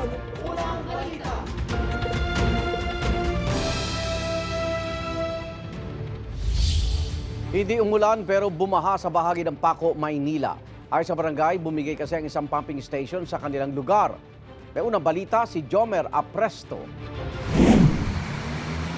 Nagmistulang ilog ang bahaging ito ng UN Avenue, corner Quirino Avenue sa Paco, Maynila. Yan ay kahit wala namang ulan na naranasan dito mula pa kagabi. Ayon sa Barangay 672, bumigay ang Paco Pumping Station na nagdulot ng tuluyang pagbaha sa kanilang lugar. Nagbomba sila ng umaga, kaso umiinit po yata yung kanilang motor. Kaya bali ng pagdating po ng hapon, nag-abiso na po sila sa karatig na barangay. Mas malala raw ang sitwasyon kahapon na umabot pa hanggang baywang ang taas ng tubig. Sa pag-iikot ng GMA Integrated News, pasado alas 3 ng madaling araw kanina, gutter deep pa ang taas ng baha sa bahagi ng UN Avenue at Quirino Avenue. Naabutan pa namin ang isang motorsiklo na tumirik sa gitna ng kalsada. Tinulungan ng rider na magtulak ng dalawang taxi driver na naghanap naman ng kanilang plate number na inanod dahil sa baha. Ang sasakyan naman na ito, umatras na lang at hindi na isinugal ang paglusong sa baha. Maging ang barangay hall ng Barangay 672, inabot din ng tubig. Ayon sa barangay, nasa halos 70 pamilya mula sa 6 na barangay ang inilikas kahapon. Nabawasan na raw yan ngayon dahil bahagyang humupa na ang tubig. Ang natira po rito is 3 barangay po. Bali ang families po sa akin po may 11. Tapos doon po sa kabilang barangay, meron po silang 8 na families. Tapos dito po sa kabila, meron po silang 7 yata. Narito ako sa Lukban Elementary School sa Paco, Maynila, kung saan pansamantalang nanunuluyan ang mahigit 20 pamilya na apektado ng nangyaring pagbaha. Di pa malinaw kung kailan posibleng maayos ang pumping station, pero agad naman daw pauuwiin ang mga residenteng apektado sa oras na humupa na ng tuluyan ng tubig. Sinusubukan pa namin makuha ang panig ng MMDA at ng Manila LGU. Ito ang unang balita, Jomer Apresto para sa GMA Integrated News. Alamin naman natin ang sitwasyon sa Dipakulaw, Aurora kung saan ilang kalsada at bahay ang nawasak sa kasagsagan ng Bagyong Uwan. May unang balita si Ian Cruz. Ian, may mga isolated pa bang bayan dyan sa Aurora? Ivan, nandito ako ngayon sa nawasak. Nandito nga ako ngayon sa nawasak na bahagi nitong National Road dito sa Dipakulaw, Aurora. Ang magandang balita, Ivan, ay sa ngayon nga nadadaanan na itong bahaging ito, pero Ivan, talagang pahirapan pa rin dahil nga ang nangyayari kasi maraming bato doon sa mga daraanan, kaya yung mga small vehicles gaya ng mga kotse kanina hindi muna pinatutuloy. At dahil dyan, Ivan, yung tanong mo kung may mga isolated pa ba, sa ngayon dahil nga nabuksan na ito, makatutuloy na papunta doon nga sa Dinalungan kung saan naglandfall yung bagyo, yung Kasiguran at yung pinakadulo yung bayan ng Dilasag. Ang nangyari kasi dito, Ivan, sa kalsada na to, sa tindi ng daluyong o storm surge na tumama rito sa pagdaan ng super bagyong Uwan, nawasak yung seawall ng kalsada kaya nasira at tila nagkadurog-durog din yung highway na ito. At malaki ang epekto nga nito dahil nga hindi makadiretso hanggang kagabi ang mga motorista patungo ng Northern Aurora at pati Ivan, yung mahabang portion din ng bayan ng Dipakulaw ay hindi ma-access hanggang kagabi. At marami rin Ivan, dito sa side dito ay may mga kainan at may mga tahanan na wasak din at ayon lang sa mga residente, mabuti daw at nakalikas sila bago talaga tuluyang tumaas yung storm surge kaya walang napahamak dito, Ivan. Ivan, sa paglalarawan sa atin nung mga residente, talagang mataas daw dito sa kinatatayuan natin, dito galing sa dagat yung storm surge at talagang umabot nga doon sa kabila na pabundok na area na ito. So mula dito sa Dipakulaw ay tutulak din tayo sa iba pang mga bayan dito sa Aurora para malaman natin ang sitwasyon nila matapos ngang dumaan ng super bagyong Uwan. Yan muna ang latest. Balik sa iyo, Ivan. Ingat kayo. Maraming salamat, Ian Cruz. At mula sa Aurora, lipat tayo sa Dagupan City kung saan pilit na bumabangon ang mga taga roon matapos padapain ng bagyong Uwan. Nananawagan sila ng tulong sa pamahalaan. At may unang balita live si Sandy Salvacio ng GMA Regional TV. Sandy, kumusta dyan sa Dagupan?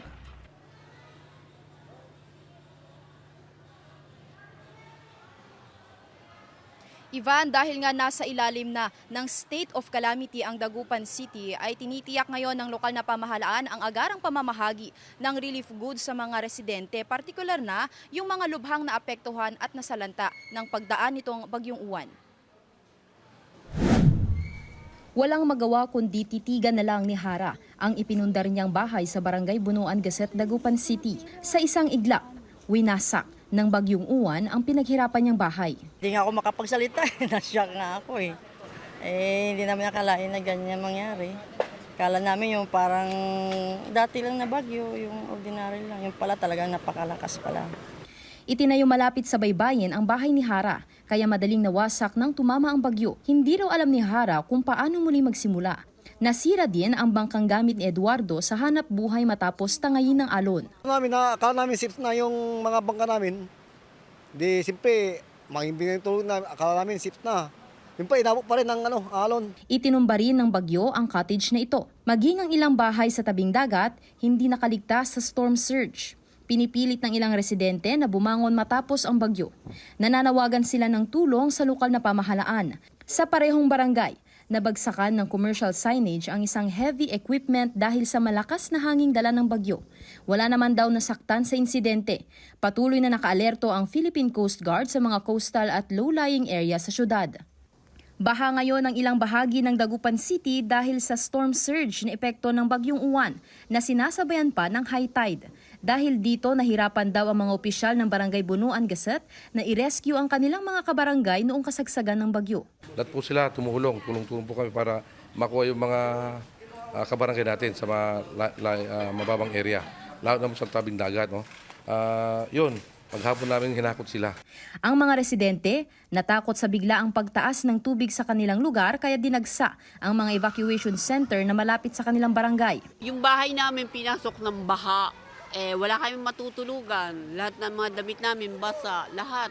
Pahirapan ng mga residente at motorista sa paglusong sa baha. Meron din kasing case dito ng leptos, may namatay na rin kasi dito. For safety lang, kailangan magsuot pa rin ng bota kahit mababa yung baha. Nasa red alert status pa rin ang Pangasinan PDRRMO. Pinapayuhan pa rin ang mga residente na maging alerto at mapagmatsyag sa anumang banta ng masamang panahon. Kahapon, formal nang idineklara ang state of calamity sa lungsod ng Dagupan dahil sa matinding pinsalang iniwan ng bagyong Uwan.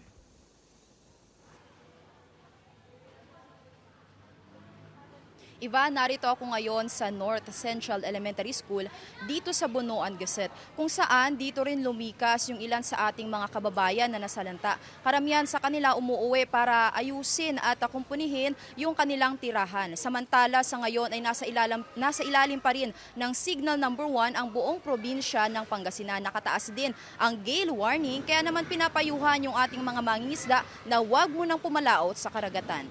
Ivan. Maraming salamat, Sandy Salvacio ng GMA Regional TV.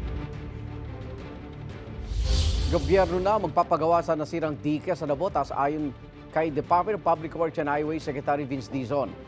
Inspeksyon kahapon ng DPWH kasama ang lokal na pamahalaan ng Navotas ang nasirang dike sa lungsod. Ayon kay Navotas Mayor John Ray Chanco, may bahagi ng dike na noong isang taon pa nasira matapos mabangga ng barko ng High Tone Construction and Development Corporation sa kasagsagan ng bagyong Enteng. Hanggang ngayon, hindi pa rin sila sinasagot ng kumpanya. Kaya sabi ni Secretary Dizon, sasampahan na lang niya ng reklamong kumpanya at sinusubukan pa namin silang kunan ng pahayag. Kailangan yung mga gap, kunyari yung mga butas, yung hindi ginagawa ng high tone, kailangan gawin na yon. Tapos kakasuhan ko na lang yung high tone at babawiin na lang natin yung pera doon. Pero hindi na natin sila hihintayin.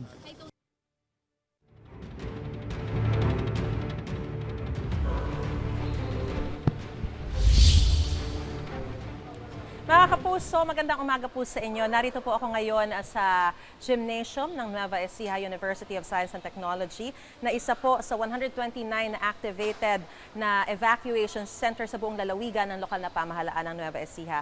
Sa kasalukuyan po, nasa 24 na pamilya pa ang nananatili rito o halos 100 katao individual. No?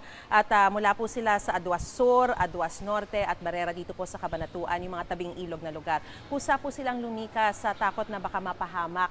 At gaya po nila ay marami rin pong mga residente sa iba't ibang bayan dito sa buong Nueva Ecija ang natakot sa Super Typhoon Uwan na nagdulot o naminsala hindi lang sa mga agrikultura kundi pati sa infrastruktura.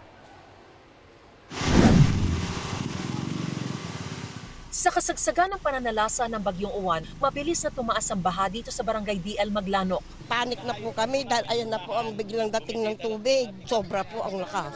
Umiikot po yung hangin, kaya natakot po kami ng gusto. Ayun na, may tao pa doon eh. Mabilis namang dumating ang rescue para ilikas sila sa evacuation center. Malaking tulong din ang bayanihan, kahit delikado. Pinagkakatok na ng ilan ng kanilang mga kapitbahay para iligtas ang mga nakatira. Umiikot po yung tubig dyan eh. Sobrang lakas. Tapos may mga bata pa po doon.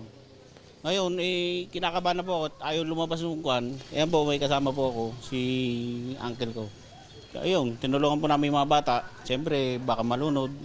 Malaking pinsala rin ang inabot ng ilang infrastruktura rito sa Karanglan sa paghagupit ng Bagyong Uwan.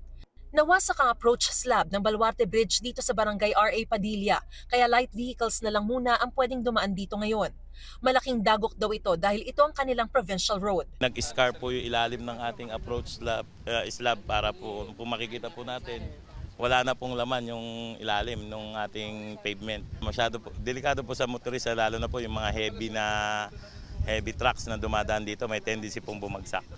Dito lang sa Karanglan, naabot sa 2,000 pamilya ang apektado at kinailangang ilikas. 5 barangay pa rin ang nananatiling isolated o di pa maabot. Nasira pati ang slope protection at gabion wire sa Karanglan River dito sa Barangay Burgos, nawasak matapos ragasain ang malakas na alon sa ilog. Salubungan po kasi ito nung dalawang malalaking river channel na dito po sa Caloocan River tsaka po yung Salazar River. Pag nagsabay po yan, talagang tumataas po na gaga dito po, umabot po ng gagabewang. Kinukut-kut, naghahanap po ng malambot na bagay yung lakas ng tubig. Pag may nasimulan po yan, sigurado, uunti-untiin niya na gigibain yung mga structure na madadaanan. Marami ring pinatumbang mga puno at winasak na bukirin. Ininspeksyon ni Nueva Ecija Vice Governor Lemon Umali kasama ang Engineering Department ang mga nasirang infrastruktura na mahagi rin ang 500 family food packs para sa mga apektadong residente. Maging sa bayan ng Laor, tumaas ng husto ang tubig sa Bato Ferry River kaya pinadapa nito ang maraming kubo na pasyalan ng mga turista. Ang iba, tuluyan ng tinangay. Tumaas din ang tubig sa Bangkerohan River sa boundary ng Palayan at Bungabon. Sa kabuuan, nasa 14,000 ang inilikas. Mahigit kalahati pa rin ng lalawigan ang nananatiling brownout.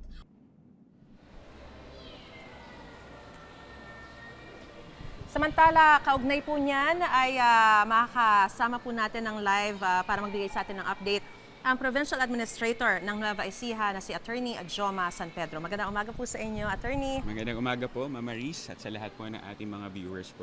Alright, wala pang tulog, no, Attorney?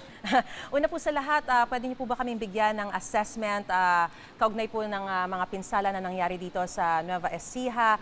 Meron na po ba tayong estimate ng mga damages, casualties, missing? Yan. Una po sa lahat, syempre po ang ating lalawigan ay kasama po sa nabilang sa mga dinaanan po talaga ng Bagyong Uwan. And we're very happy to report and thank God dahil wala po tayong reported casualties sa ating lalawigan. As of now, wala rin po tayong reported na missing. Okay. So maganda po yun. Kaya lang syempre dahil po tayo ay nadaanan nga din po, marami po tayong mga areas na i-report po sa atin na nasira. Majority po ay syempre yung mga agricultural areas po natin dito, talagang na-damage po yung mga crops na hindi pa po naiaani. And also, kahapon po galing po tayo ng Karanglan, we also saw personally po yung mga areas po natin, yung mga infrastructure po na nasira. Alright, so wala pang estimated damages, Sa ngayon no? po, wala pa po tayong initial report ng estimated damages for both crops and infrastructure. But right now po today, there is a requirement for them to submit all of the reports. Kailan po natin masisimulan yung rehabilitasyon, especially dun sa mga areas, yung tulay, tsaka yung kalsada na talagang nasira, especially yung provincial road? Yes. Yung pong mga under the direct jurisdiction po ng provincial government, lalo na po yung provincial road and bridge po na napunta natin kahapon, immediately po ay ipapaayos po ito ng provincial government. Katulong po ang ating mga lokal na pamahalaan, lalo na po sa Karanglan kahapon. And yung mga iba naman pong areas na part na po ng national government, we will submit immediately a report to DPWH para po maiayos po agad, lalo na po yung mga areas o yung mga kalsada lalo na talagang medyo delikado ng gamitin po ng ating mga mamamayan. Kano karami pa po yung mga evacuees na nananatili sa mga evacuation center at mananatili pa po ba sila? Kumusta yung lagay ng kanilang mga barangay? Yes. Ngayon po, meron po tayong naka-activate pa na 129 evacuation centers sa buong lalawigan. Yung mga nasa evacuation naman po, majority of them, kaya hindi pa po sila makabalik, ay talagang may danger pa po kasi may mga reported pa po tayo ng mga flooded areas within the province at talagang kailangan pa rin po nilang lumikas. Pero ngayon naman po ang report sa atin ngayong umaga, unti-unti na pong bumababa yung ating po mga tubig, lalo na po dun sa mga nakatira sa tabi ng ilog. Kaya hopefully po within the day or until tomorrow po siguro ay unti-unti na pong magsisibalikan po ang ating po mga kababayan sa kanilang mga bahay. May mga nagkakasakit po ba sa evacuation centers?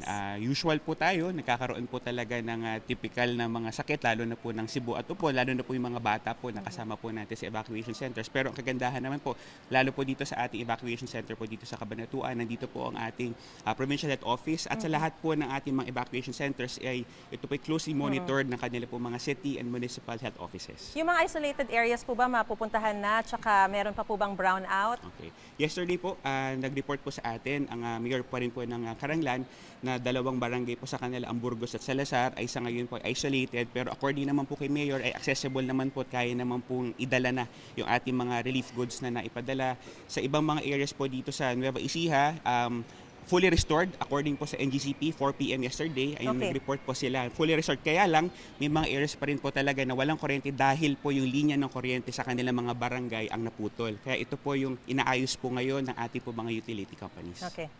Alright. Maraming salamat po sa impormasyong binigay niyo po sa amin at sa inyo pong panahon, Attorney Joma San Pedro, ang Provincial Administrator po ng Nueva Ecija. So sa mga sandali pong ito, nakikita na po natin na hinahanda na po yung almusal ng mga evacuees dito po sa NEUST. Samantala mga kapuso, nagdulot din po problema rin sa ngayon yung telecommunications sa Vera Catanduanes matapos nga po ang pananalasa ng Super Typhoon Uwan. Nagpunta sa mga piling lugar sa bayan ang maraming residente para makasagap ng malakas na cellphone signal at makatawag sa kanilang mga kamag-anak. Nanawagan sila sa mga service provider na bilisan ang pagsasaayos ng mga nasirang infrastruktura at signal sa lugar. Sa Tagkawayan, Quezon, supply ng kuryente ang problema ng mga residente. Marami ang nagpupunta sa libreng charging station na inilagay ng lokal na pamahalaan sa munisipyo. Dala ng mga residente ang kanilang mga cellphone, rechargeable flashlight at iba pang mga gadgets. Kumusta natin ang lagay ng transportasyon matapos ang panalasan ng Bagyong Uwan? Papanayan natin live si Transportation Acting Secretary Giovanni Lopez. Secretary Lopez, magandang umaga po.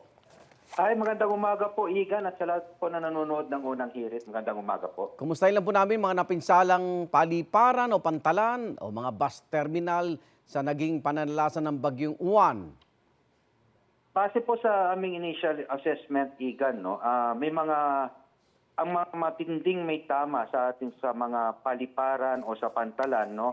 Dito po sa may Virac, Catanduanes, yan po. At bibisitahin natin mamaya. May mga pantalan po tayo talagang sabihin nating extensive damage po. Pero pagdating naman sa ating mga paliparan po ay mga minor damage lang po ang manangyari sa ating pasilidad.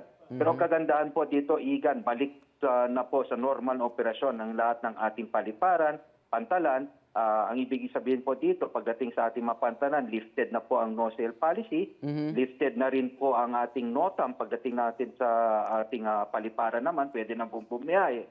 Pati rin po yung PUV trips. We lifted the suspension of PUV trips na rin po dun sa mga naapekto po ng bagyong Juan. So Catanduanes lang, Secretary? May sa Catanduanes po, may yan po initial assessment po natin. Meron din po sa Albay at bibisitahin po namin ngayon. Mas lalo na po sa mga pantalan dahil po sa sinasabi nating storm surge po. Opo. May mga naapektuhan po talaga. Sa mga bus terminal, yung mga biyahe papuntang Bicol, nagkaroon na ho ba ng clearing operation yung mga kalsada? Ngayon po, no, base rin sa aming bago po kami naglabas ng lifting ng ating PUV suspension po, no, pina-check po natin yung mga pwede na pong bumiyahe. So yung mga pinayagan po natin ngayon, ibig sabihin po, cleared na rin po ang ating mga kalsada simula po kahapon. Ganun din po yung papuntang norte, tinignan natin yung mga sinasabi nating mga landslide prone. Opo. At sinabi naman may mga na-clear na, kaya pinayagan na rin po natin bumiyahe yung mga ating mga buses. Sa panig po ng DOTR, ano pong tulong ang matatanggap nila mula po sa inyo, yung ating mga kababayan? Apo, tuloy-tuloy pa rin po ang ating libreng sakay, no, dito sa ating mga relays, sa MRT3, LRT1, LRT2. Ganun din po sa ating mga airlines, sinabihan po natin sila na to allot of free space o free cargo at wala na pong bayad. Pati sa ating mga toll operators po, libre pa rin po ang ating mga toll fee pagdating sa ating mga relief at saka rescue operations. So tuloy yan po yung mga sinumulan natin ngayon at yung mga kung may mga sakaling na stranded po sa ating mga pantalan at paliparan, patuloy po rin yung pag-aalaga natin sa kanila, free food, free medical services kung kinakailangan po. Maraming salamat, Transportation Acting Secretary Giovanni Lopez. Ingat po. Ingat po, Sir Igan. Salamat po.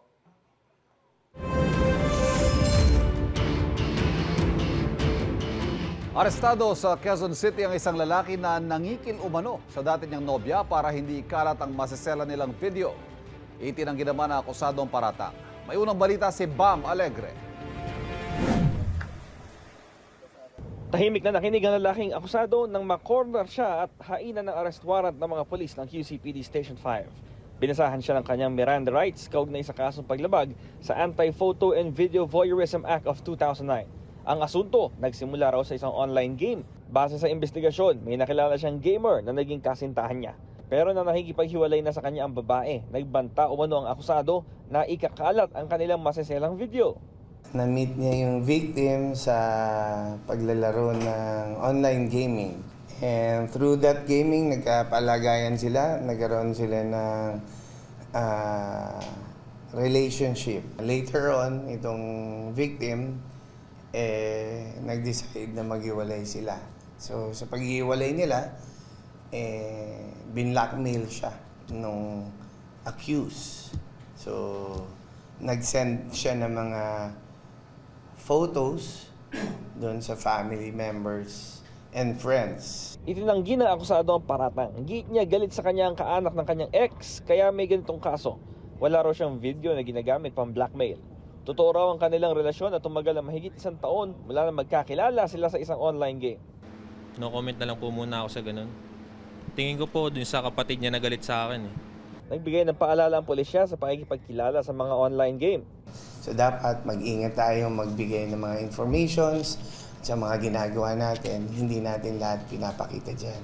For our safety also. Kasi hindi natin alam kung anong pwede nilang gawin sa mga binibigay natin mga information at mga photos actions. Nasa kustudiya ng Fairview Police Station ang akusado habang hinihahanda ang return of warrant. Ito ang unang balita mula sa Quezon City, Bam Alegre para sa GMA Integrated News. May panibagong oil price hike ngayong araw para sa ilang tsuper, panibagong dagok na naman ito sa kanilang kabuhayan. Live mula sa Marikina, may unang balita si EJ Gomez. EJ. Igan, may taas presyo na naman nga sa mga produktong petrolyo ngayong linggo.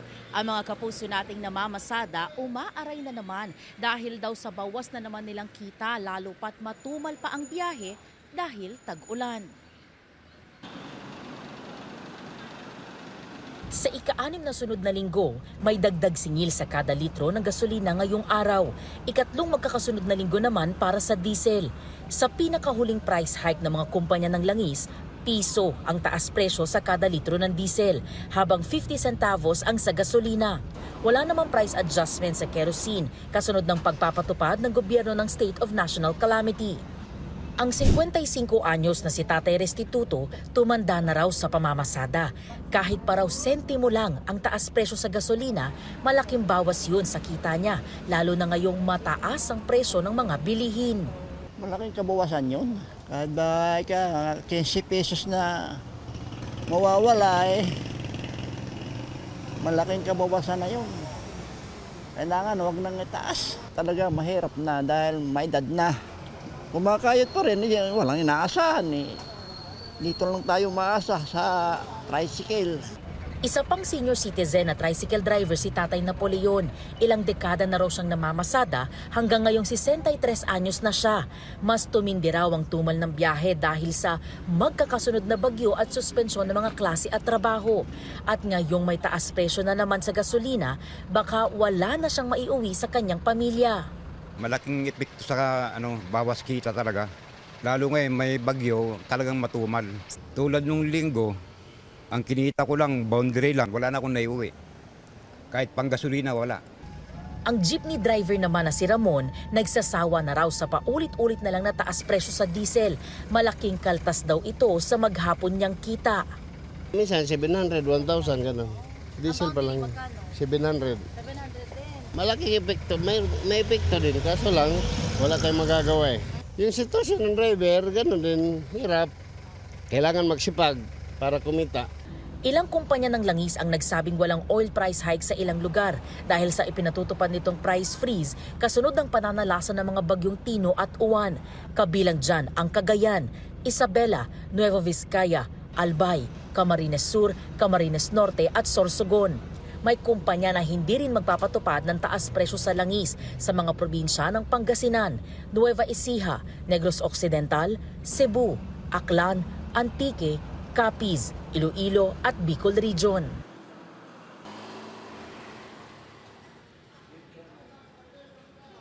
Igan, tanong ng mga kapuso nating tsuper, kailan naman daw kaya sunod-sunod na bababa ang presyo ng diesel at gasolina? Para naman daw kahit papaano, makabawi sila at makaluwag-luwag. At yan, ang unang balita mula rito sa Marikina City. EJ Gomez, para sa GMA Integrated News.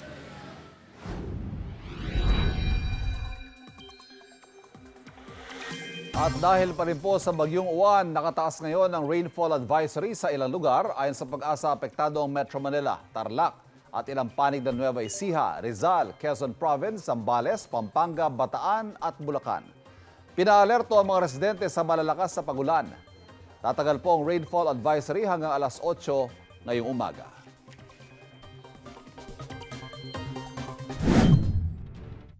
Paglilinaw po, may pasok na ngayong araw sa mga opisina ng gobyerno sa 9 na rehiyon sa bansa, batay sa anunsyo ng Presidential Communications Office. Yan ang National Capital Region, Cordillera Administrative Region, Ilocos Region, Cagayan Valley, Central Luzon at Southern Tagalog. Pati sa Mimaropa, Bicol at Eastern Visayas. Nananatili namang walang pasok ngayong araw sa lahat ng eskwelahan sa mga nasabing rehiyon. Gayon din sa Western Visayas, Central Visayas at Negros Island Region.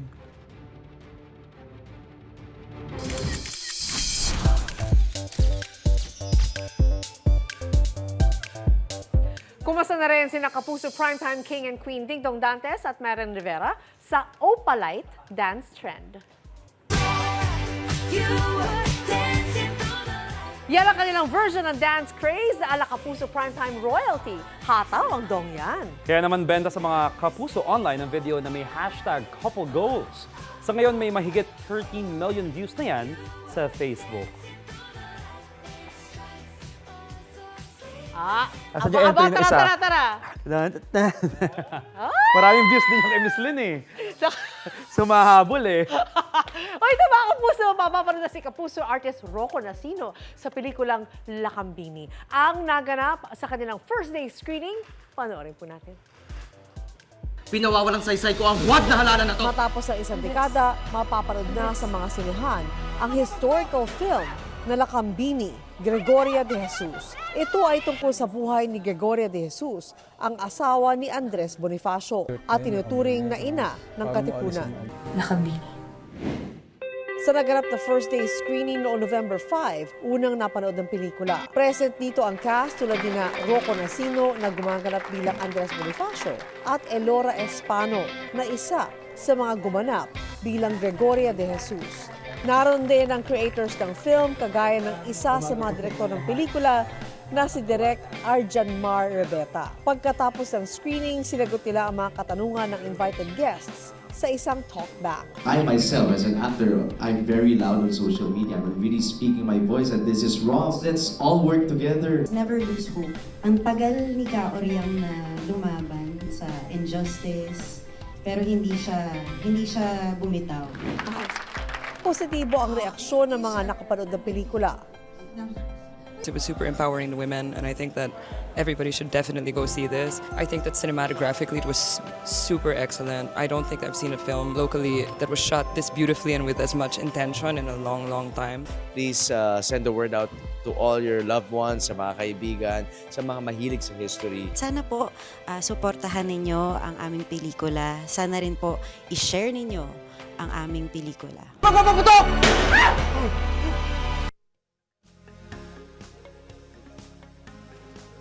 Makaigan, buong persa pa rin ang unang hirit sa paghatid ng serbisyong totoo sa mga naapektuhan po ng Bagyong Uwan.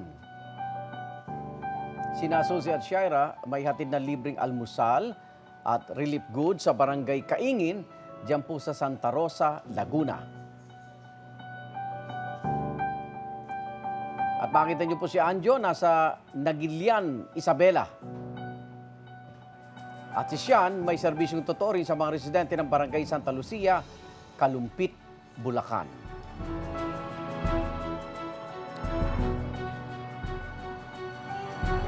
Nakabangka talaga si Sian. Unahin natin si Sian na nakasakay na sa bangka dahil ang ilang parte ng Barangay Santa Lucia sa Kalumpit, Bulacan, umaabot hanggang dibdib ang baha. Nako, kumusta kaya ang mga kapuso natin dyan, Sian?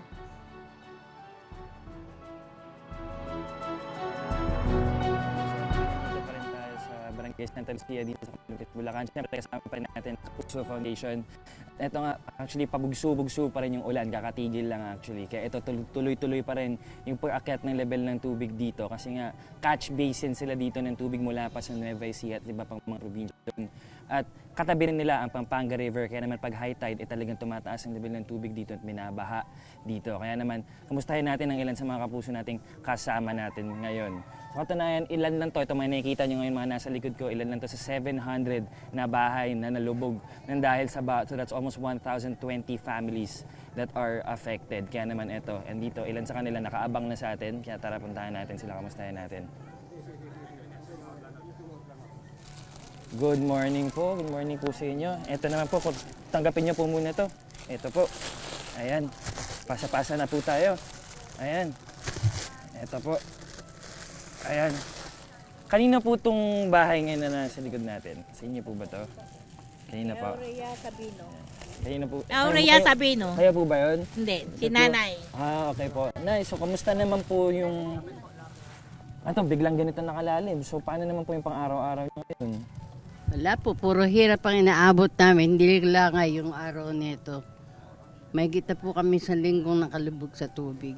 Mahigit isang linggo na to. So isang linggo na rin ganitong level ng tubig? Talaga ba? Ngayon lang po napakalaki pero nakaraan konti lang itinaas. Kasi talagang binabaha po dito pag high tide. So paano po yun pag high tide? Gulatan lang po ba kayo? Paano nyo po nasasabi na papasok yung tubig? Wala po, yung sa mga weather sa YouTube nakikita namin yung pagdating ng tubig. Nyo na lang po. So ano po, nung kagabi, mga nasaan pa po yung tubig? Ano po, ang tubig po kagabi, malaki na, pero ngayong mga bandang 3 a.m. 3 a.m. na. Sobra na pong laki. Umabot na ito hanggang bewang na. Balita ko nga po hanggang dibdib pa po yung ibang level ng tubig dito. Totoo ba Lalo yun? na po doon sa gawing purok 2, 1, ganyan. So ngayon po, sino pong kasama niyo pong pamilya dito? May mga bata po ba kayong kasama? Meron po. Marami kayong batang kasama. Nakita ko po nung papasok ako dito, may mga school sa akong dinaanan. Paano po yung school nila? Wala po, lagi lang po, yung katulad po niya, may itaas kami, nandoon lang naman sila sa itaas. So laging kanselado yung school. So paano po kayo nakapaglabas-pasok dito sa Barangay Santa Lucia ngayon? Ito, ganito.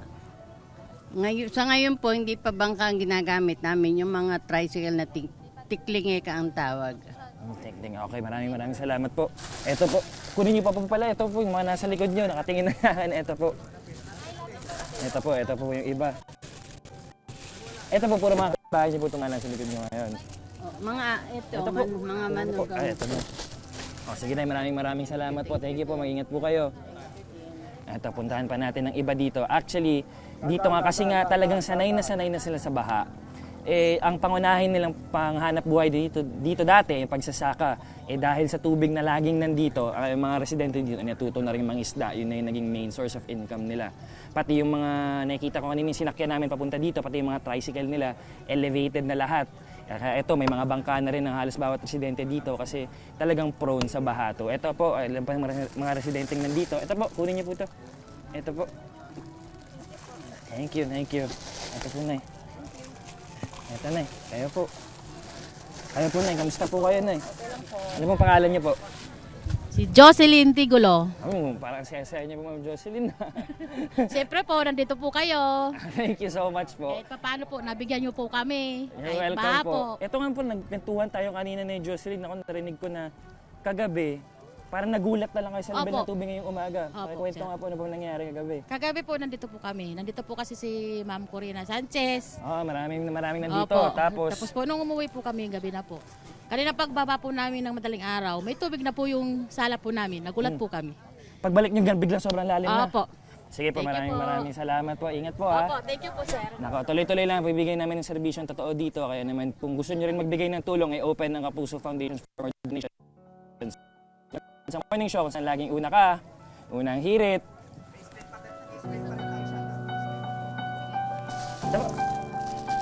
Salamat, Sean. Mamamahagi rin tayo ng tulong sa Isabela. Anjo.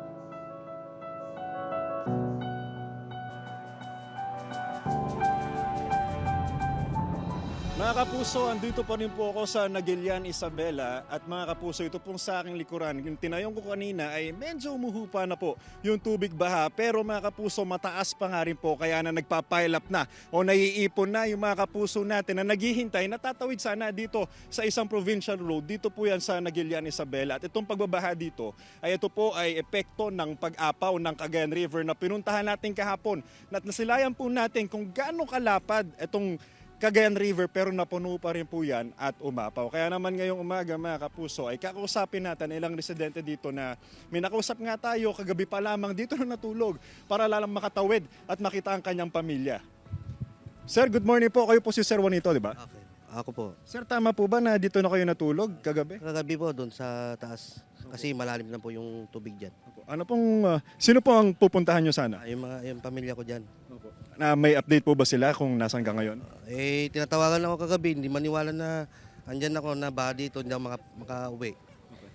Sir Juanito, thank you ha. Ingat po kayo. Ay may angdog po pala mga kapuso ang GMA Kapuso Foundation para sa inyo. Ito po yung onting tulong. Pagdamutan niyo po muna Sir Juanito ha.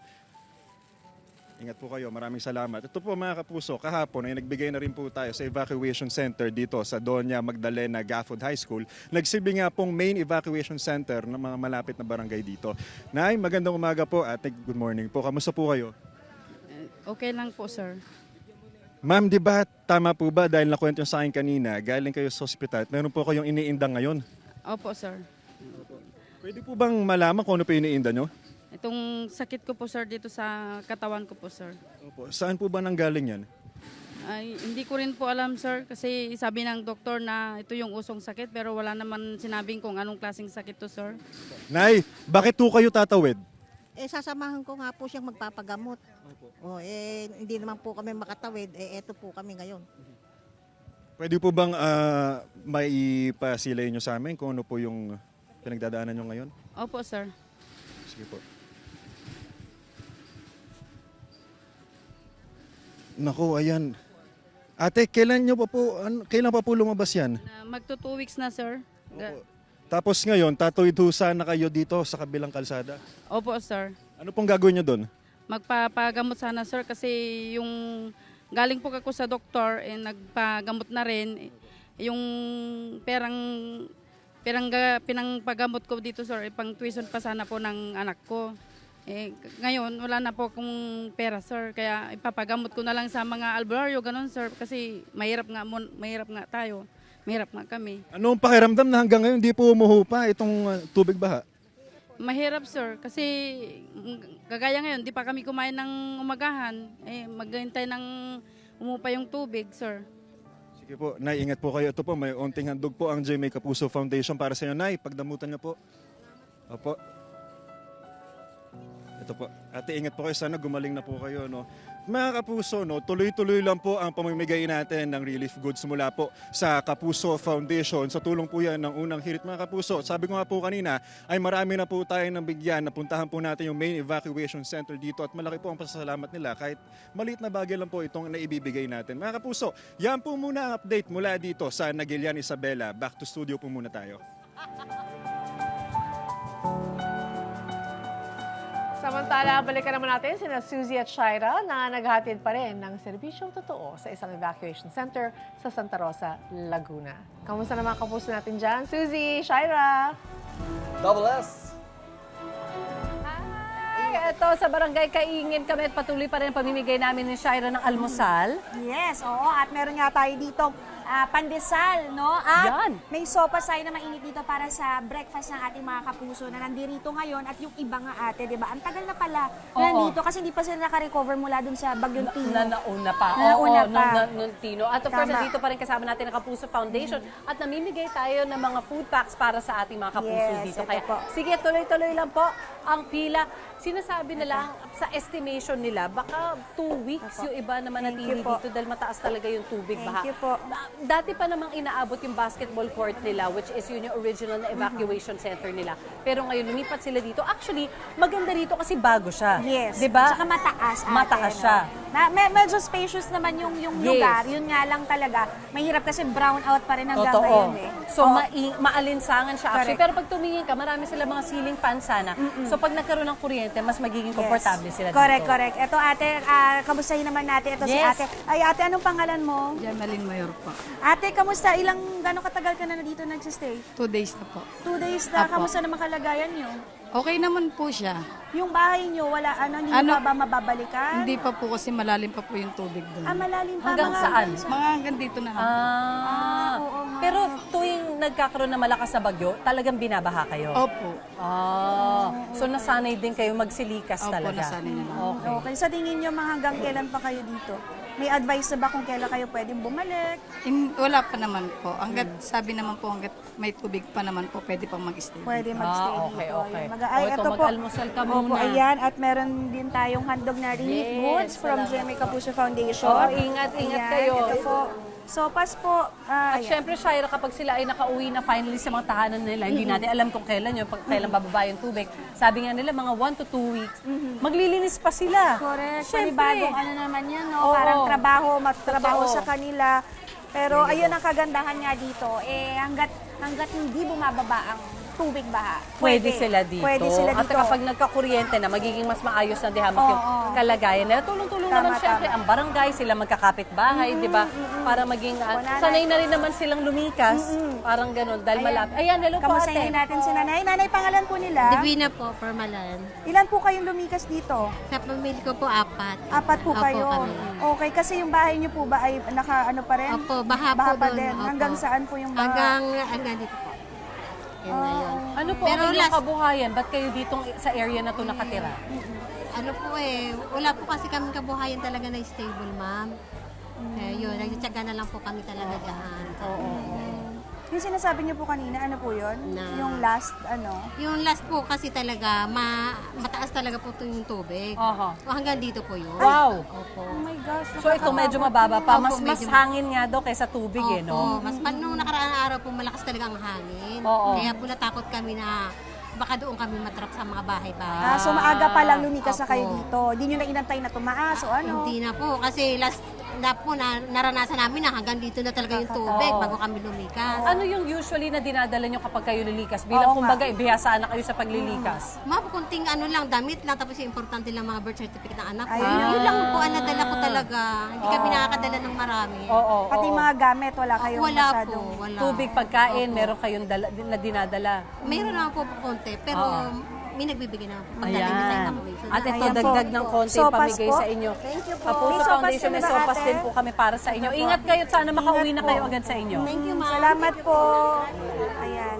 At syempre para sa mga kapuso natin na gustong magpasalamat dahil kayo ay hindi naapektuhan ng bagyo, maaari po kayo mag-donate sa Kapuso Foundation. Yes, ayan po. Meron po tayong mga, actually, maiano nila sa screen natin, yung mga bank accounts po ng Kapuso Foundation po. Pwede niyo po i-deposit doon yung gusto niyo pong tulong na ibigay sa kanila at marami pang ibang paraan. At syempre, itutuloy-tuloy pa rin po natin nga ang pagbibigay natin ng serbisyong totoo sa mga kapuso natin na salanta dito. Ayan po, naka-flash sa inyong screen. Yan. Kung saan po kayo pwede mag-deposit. Maraming paraan talaga na makatulong kung nais po ninyo. Kaya thank you in advance po mula sa amin sa unin. And of course, sana marami pa kami maabot na mga lugar na pwede nating matulungan. Dito lang po sa Pambansang Morning Show kung saan laging unang hirit. Ingat po. Kaya niyo po ba? Kaya?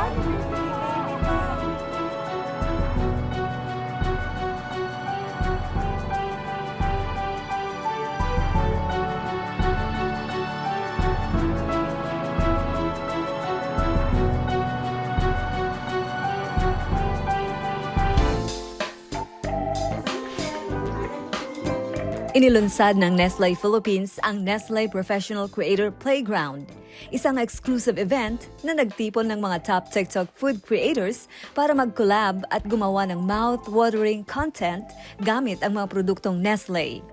Sa tulong ng social media, patuloy ang Nestle Professional sa paghubog ng next generation ng culinary creators. Ang aim natin is to be able to also help improve the livelihood of our content creators.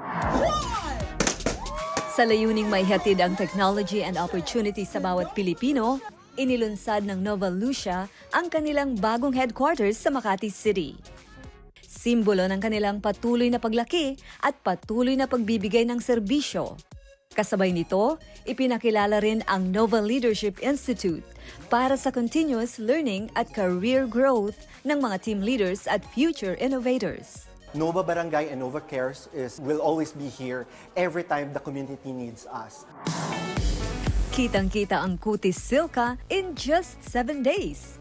Ipinapakita ng Silka na sa tuloy-tuloy na pag-aalaga, makakamit mo ang naturally radiant skin.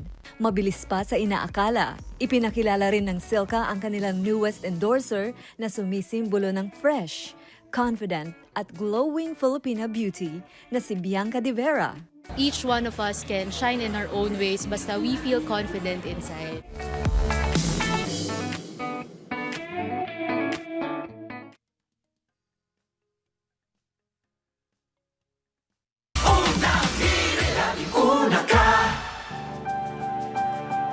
Maraming salamat po sa pangitambay, mga igan. Buong persa pa rin po ang ating serbisyong totoo sa mga kapuso natin apektado ng Bagyong Uwan.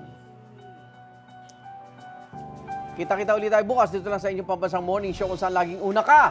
Unang hirit! Bye! Ingat po! Kaya huwag ka na bumalik. Juan, huwag ka na.